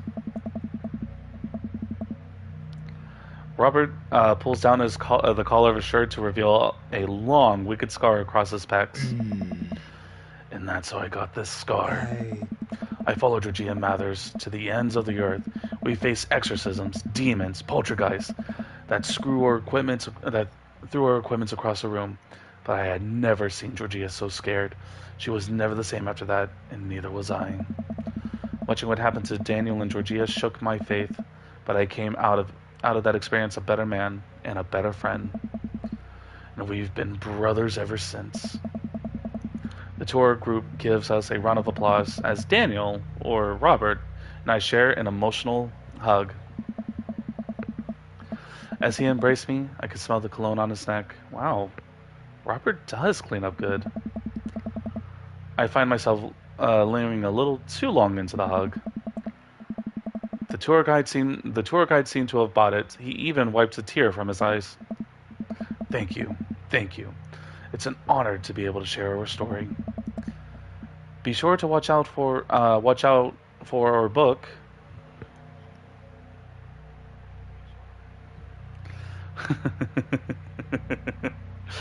Oh, we got him do it. Paranormal Excursions of the Supernatural. Ice Road Ghost Truckers. Robert has to suppress a laughter at that one. Well, I think you both definitely earned your t-shirt. The tour guide hands us the coveted t-shirt, then slips us both his business card and leans in close. That's the good stuff. If you guys ever need a professional actor, balloon animal artist, Elvis impersonator, or nude model, please don't hesitate to contact me. You got it, buddy. After a couple of tourists take selfies with us, we split away from the group and walk home. That was incredible.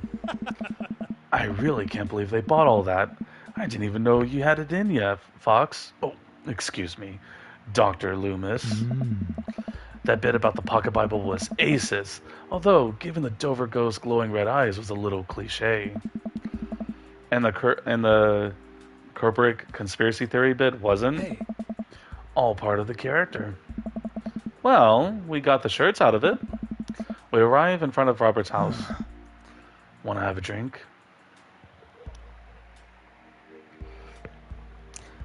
Are you trying to poison me?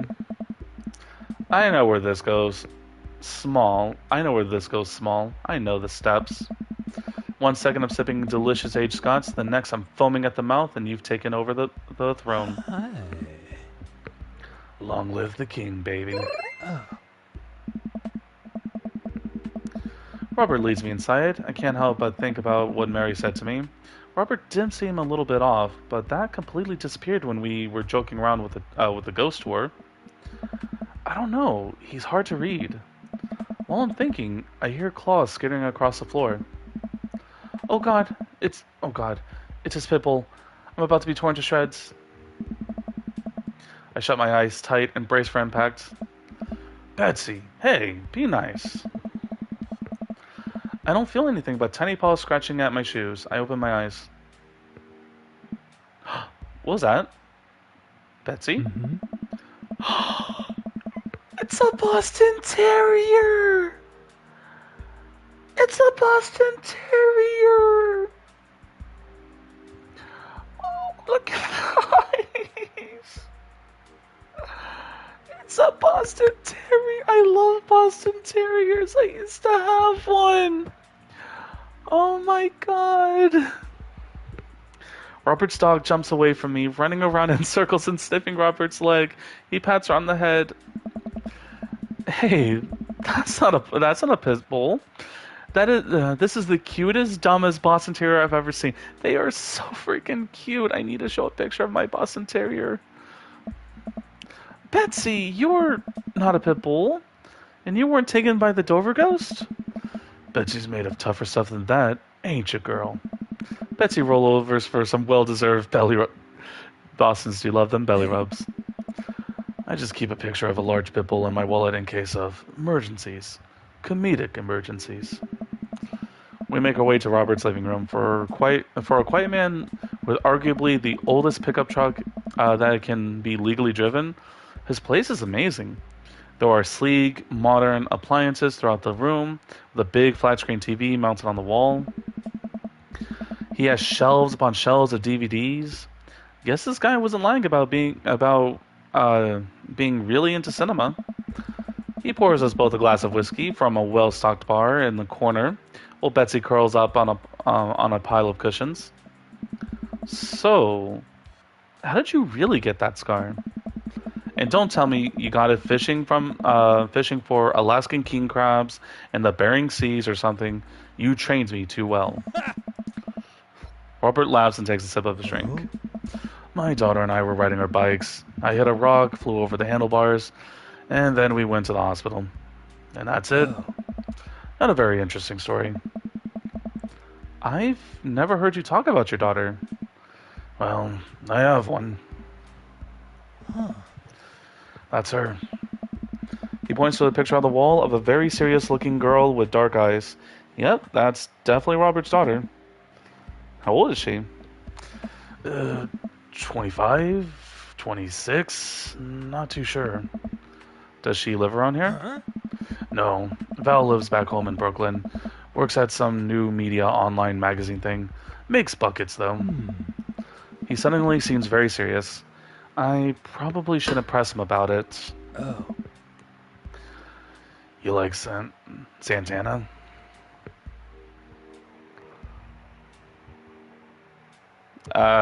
Sure. Great.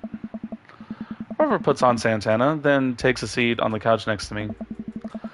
He suddenly downs his drink in one gulp. Hey. Ooh.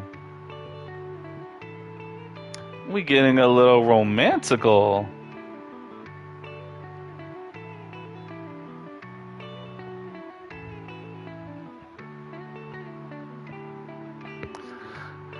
Hey, are you alright? So,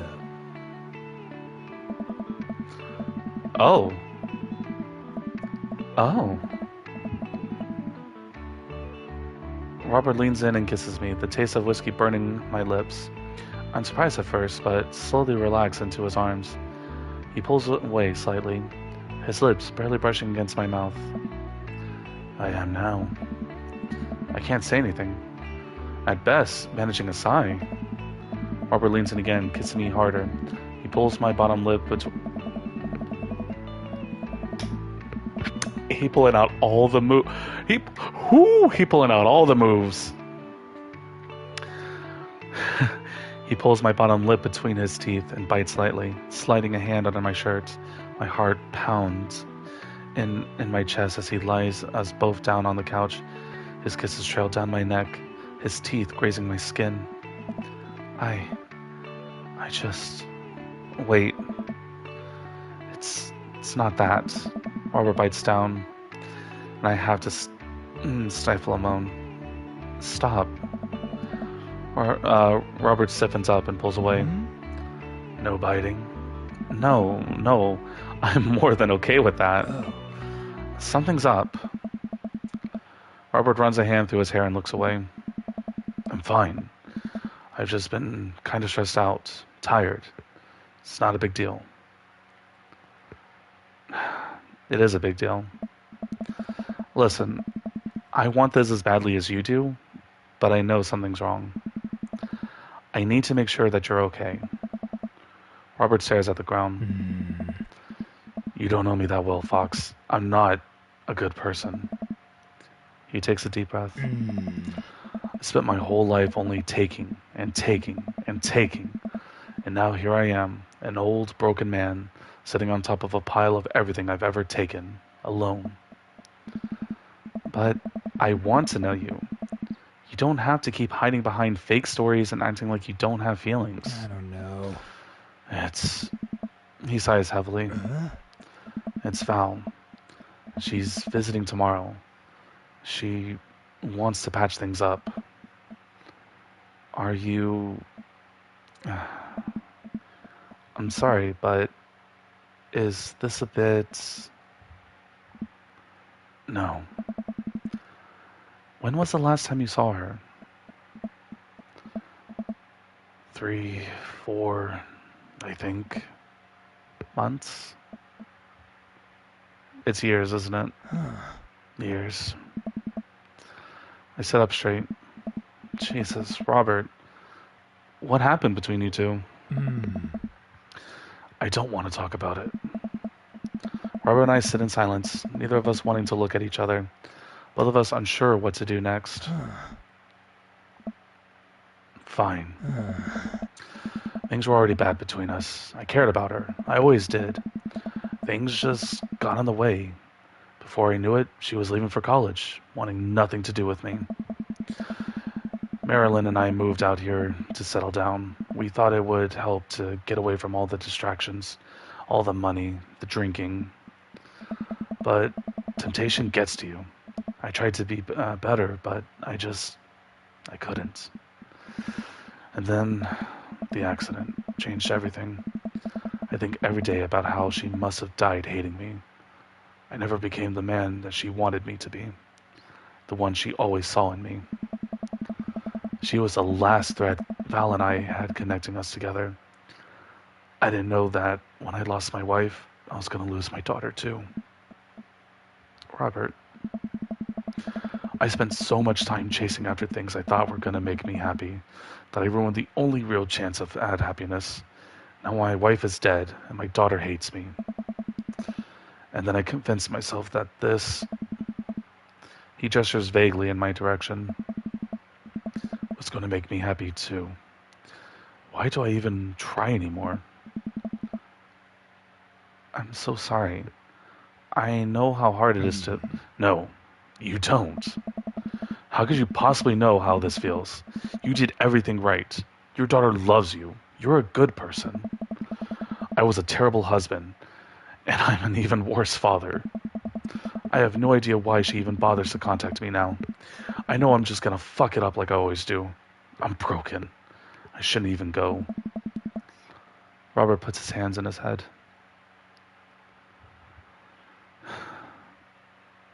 He needs to know the truth. Nothing is going to change until you do. Robert pauses. He looks at me. There are a lot of things in my life that I regret, that I wish I could take back and do over. And it hurts so much to know that I can't. But what I can do, and what you have the privilege of doing tomorrow morning, is to wake up and try to be a better person than you were the day before. Things aren't going to fix themselves tomorrow, or the next day. And patching things up with Val isn't going to solve all of your problems either. But nothing is going to change if you don't. You can't love anyone else until you stop hating yourself. And you're right. I don't know you that well. But you have the same capacity for good that we all have. And I know you can find it. Val is giving you a chance. Don't waste it. But, Robert, listen to me. It's gonna be okay. But, I lean over and embrace Robert, pulling him in as tightly as I can. He buries his head into my shoulder, hugging me back. It's gonna be okay. I place a hand on the back of his head and stroke his hair. He shudders, then sobs, and I realize that he's crying. Thank you. We stay there for a while, holding each other. We both eventually drift off to sleep. I'm actually gonna cry.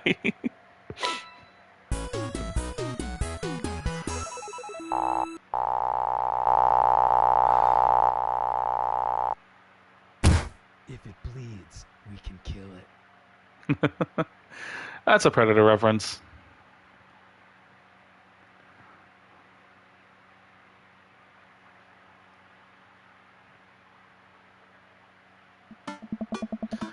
Whew. I think I have everything finally set up. Amanda should be here any minute now. I think that's her car in the driveway. Okay. Gotta act casual. Be cool, Fox. Be cool. Amanda walks through the door with a suspicious look on her face. Hey, Dad. Off to a good start. Something's fishy. Rats. What? No! I had a crab cake sandwich for lunch. That's probably it. You're allergic to shellfish. Oh. Oh no. I forgot. Again. Dad. Oh gosh. I'm gonna be sick. What have I done? I'm kidding. You're right. I have a little surprise for you. Ugh. Yeah, I can tell. You're really bad. You're very bad at lying. Amanda, my dear, would you care to join me in the kitchen? Father, it would be fill my heart with glee. I lead Amanda over to the kitchen table where the presents lie covered under a tablecloth.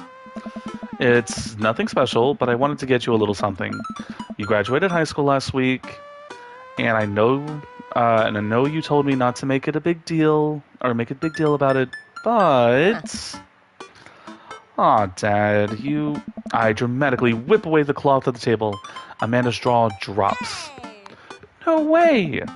I figured you probably wouldn't be able to get a cable in dorm, so I thought it might be nice to take a piece of home with you. A DVD box set of Long Haul Paranormal Ice Road Ghost Truckers. This is all 19 seasons. And bonus material, including commentary with actual ghosts featured on the show. Dad, I love this. Thank you. She gives me a big hug. I'm really glad you like it. Hey, you want to hang out with me in the backyard for a bit? Toss the old pigskin around or something? Huh. Totally. I follow Amanda to the back door. Surprise! You told me not to make it a big deal, but you seem to have forgotten that my entire mission in life is to make a big deal out of all of your accomplishments. So consider this your graduation party. Surprise! Dad, everyone's here. Well, yeah, everyone wanted to come and support you. Is that a mac and cheese bar? Sure is, fully customizable down to the type of mac. And there's ice cream cake, that the good kind with the crunchies in the middle. Right. I don't know what to say. Don't say anything. Just go have fun with your pals, alright? I'm so proud of you, Amanda. Amanda smiles and runs off to her friends. I should make the rounds and make sure everyone's having a good time. But first, mac and cheese. I walk over to Mary, who's having a lively conversation with Amanda. Listen, kid, you're gonna need some real life skills out there if you're gonna make it out and on the streets. I'm going to college. Huh? Same thing. Look, I know you're not old enough to drink, right? And I know you're smart enough not to drink until you're of legal age. Uh-huh. But hypothetically, if you were to drink, it behooves you to drink a glass of water between rounds. Got it. Hypothetically. Hey. And if you wake up with a headache, all you gotta do is take a jar of pickles and drink the pickle juice. You're gonna be fine. Oh God. What's going on here? Girl talk. Mary turns back to Amanda. Now, let me tell you about how to deal with bad roommates. First thing to know, get straight A's if they die. Oh, you get straight A's if they die during the semester. Mary, relax. It's a myth. Supposedly. Against my better judgment, I leave them be. Oh, she's new. She is stunning. I love the nails. But something tells me I already know her. I don't think I recognize that girl by the snack table. I should go say hello. Hi, I don't think we've met. Oh, we've met years ago. I'm here for my revenge. You're Robert's kid, aren't you? Spot on. I guess that makes you Fox, huh? Yeah, it's nice to meet you. I'm glad Robert brought you along. He'd promised there would be free food, so that's kind of hard to pass up. And look, I don't know you, but can I get real with you for a sec? My old man's a real closed book, you know? Me and him, we got a long way to go. You don't erase decades of neglect in a week, but you sure can get tired of staying angry about it. That kind of bitterness, it poisons you, I think. I'm too young for that.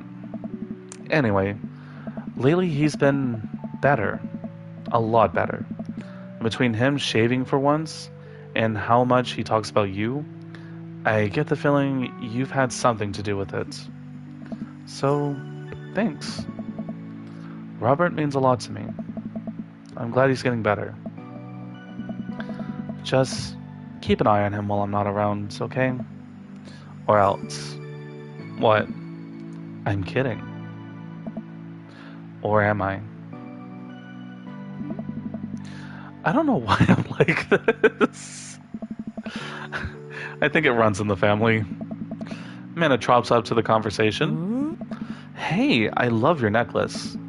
And your hair. And just, geez, your whole vibe is cool. Thanks. I like your jacket. My girlfriend collects pins too. Ooh. Ooh. So Robert obviously was into women because he was married, but he's clearly into men because, you know, when you first meet him, he tries to seduce you and sleep with you, which, if you want the good route, you cannot sleep with him. This is the good route. So yeah. But apparently his daughter is into girls. That's kind of cool. Oh, this is my daughter, Amanda. Amanda, this is Robert's daughter, Val. Nice meeting you. I heard you're a photographer. Aspiring photographer. I'm going to school for it. You take pictures? Yes. Then you're a photographer. Welcome to the biz. Val hands Amanda a business card. If you're ever looking for internships, shoot me an email. Anyway, I need to go make friends with that woman over there who's dual-wielding wine glasses. Catch you later. Oh my god. Yeah, Robert's family can't seem to. Val walks away. She's so cool. She gave me her business card. She touched my hand. Congrats. You just networked for the first time. I'm a regular business lady now. Quarterly projections, stock markets, synergy. While you're making a fortune as a businesswoman, I gotta keep this party going. Catch you around, Pops. Fox! Brian, you made it. I don't pass on good, Mac. What do you think of the party? It's not bad. Just not bad? Yeah, it's not bad. Don't let him bait you. Don't let him bait you. Thank you for the lovely compliments. Daisy trots up. Hi, Amanda's dad. Hey, Brian's daughter. See? See how that feels? This is a really great party. Thank you so much for inviting us. You're very welcome, tiny child who knows how to pay a compliment. Brian and I locked eyes. This isn't over. Hey, bro. Bro. This is a real rager. Taking older age into consideration. I'm trying to be in bed at a reasonable hour tonight. Don't let me get too wild. Don't worry, dude. I'll keep an eye on your fruit punch intake. You know, I'm really glad we're bros again. Let's hit the gym sometime soon, huh? Sure thing, dude. Brer and Hazel peek out behind Greg. Hi, little ones. Hello. Hiya. Thank you for all the ice cream cake. Wait, girls, how much of that did you eat? Brer ate 4 pieces. Ask any witness. No, I didn't. Hazel ate 4 pieces and wants to pin it on me because we look alike. I have your face. Nobody will ever believe you. Oh boy. I'll let you guys figure this out. Good seeing you, Greg. Let's hang soon, yeah? Totally. Tell Amanda congrats for us. Oh god. Joseph. Ooh, looks like you've settled into this neighborhood quite nicely. Yep, couldn't ask for a better cul-de-sac. Well, I'm glad. Hopefully we'll see you at church, more church events. We got a big schedule planned for the rest of the year. Sure thing, Joseph. And maybe if you aren't doing anything later, we could hang out sometime. Sure, Joseph, that'd be great. Well, see you later.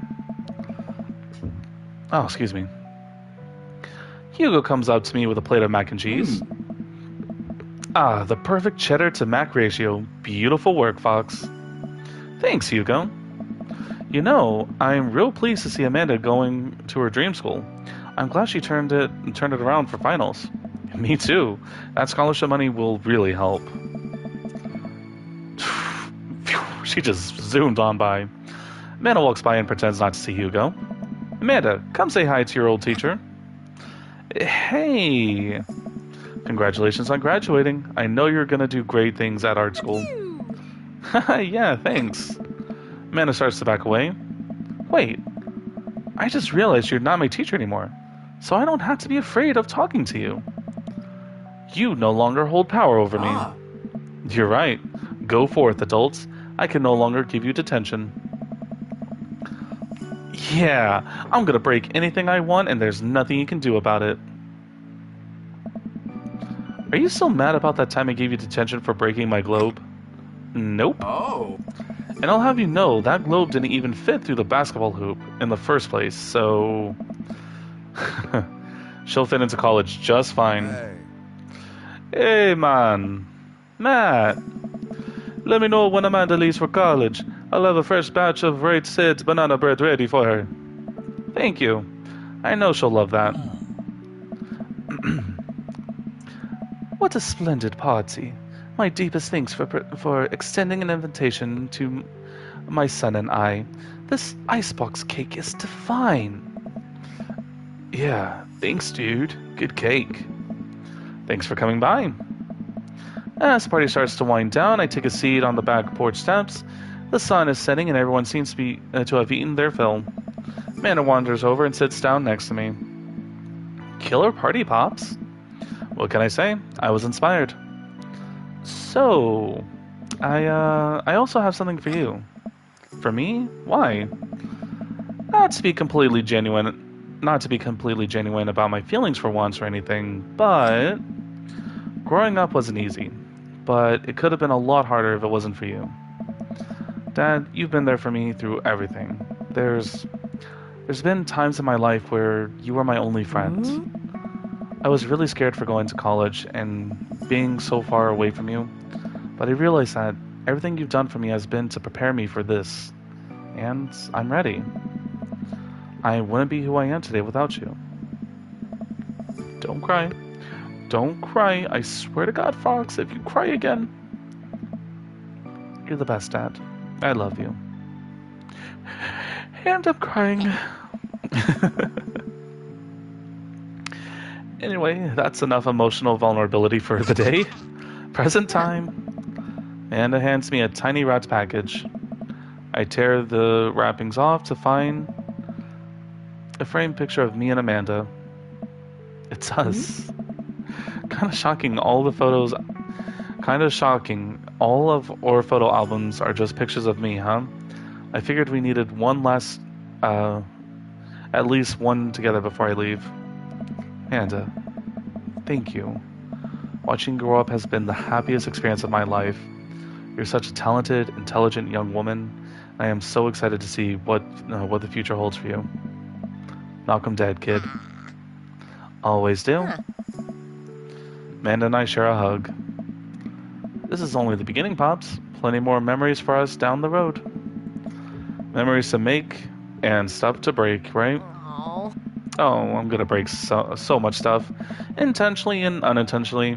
You're probably gonna have to pay for most of it. It would be my honor. Amanda hops up. Looks like someone's been waiting to talk to you. I glance over at the backyard where Robert is sitting on a bench beneath our cherry blossom tree. He smiles at me. I'll leave you to it. Me and the Emmas are gonna go get ice cream. Love you, Pops. Wow, I'm glad she managed to patch things up with her friends.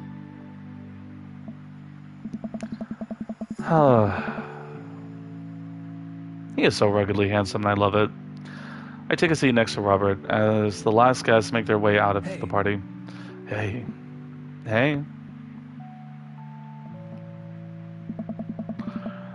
Robert gestures vaguely to the snack table. Good stuff. Yep. So, I had a chance to talk to Val. She physically threatened you. Yeah, that's my girl. She said you've been doing better. Trying to work on the vices. I also showered today. We sit in silence for a moment. You know, every day for me is a battle against my own self-destructive habits. But lately, it's gotten a little easier. Thanks for talking some sense into me. It's hard to get things through my thick skull sometimes. But what you said that night has actually helped. I'm glad. I like you, Fox. I like you a lot.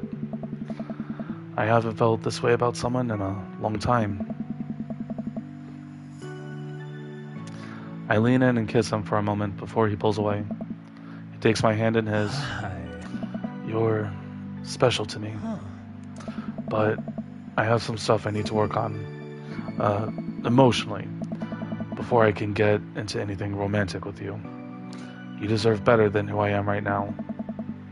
I need to be on my own for a bit, figure some things out. Of course. I think what you need right now is a friend, and I'm very happy to be that for you. Thank you. That means a lot to me. And if you're ever ready for more than that, you know where to find me. Let's go sometime. I would love that. I put my head on his shoulder and we watch the sun slowly dip below the horizon together.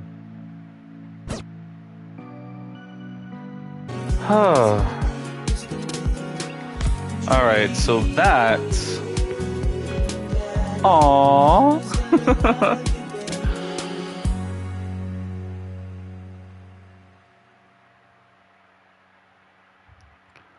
Oh, that's beautiful.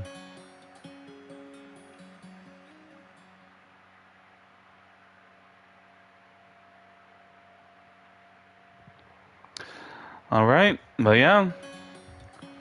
Next time we do this, it's gonna be Joseph. He's the last one. We saved the best for last, didn't we? Anyway, thank you guys for joining me in this part. Happy Pride, you know, don't be afraid to be yourself, and love yourself, be true to yourself. It's been an interesting journey for me as well. But yeah, that being said, guys, I've been Xbox One. You guys have been great. I'll catch you in the next part. Goodbye, lovelies.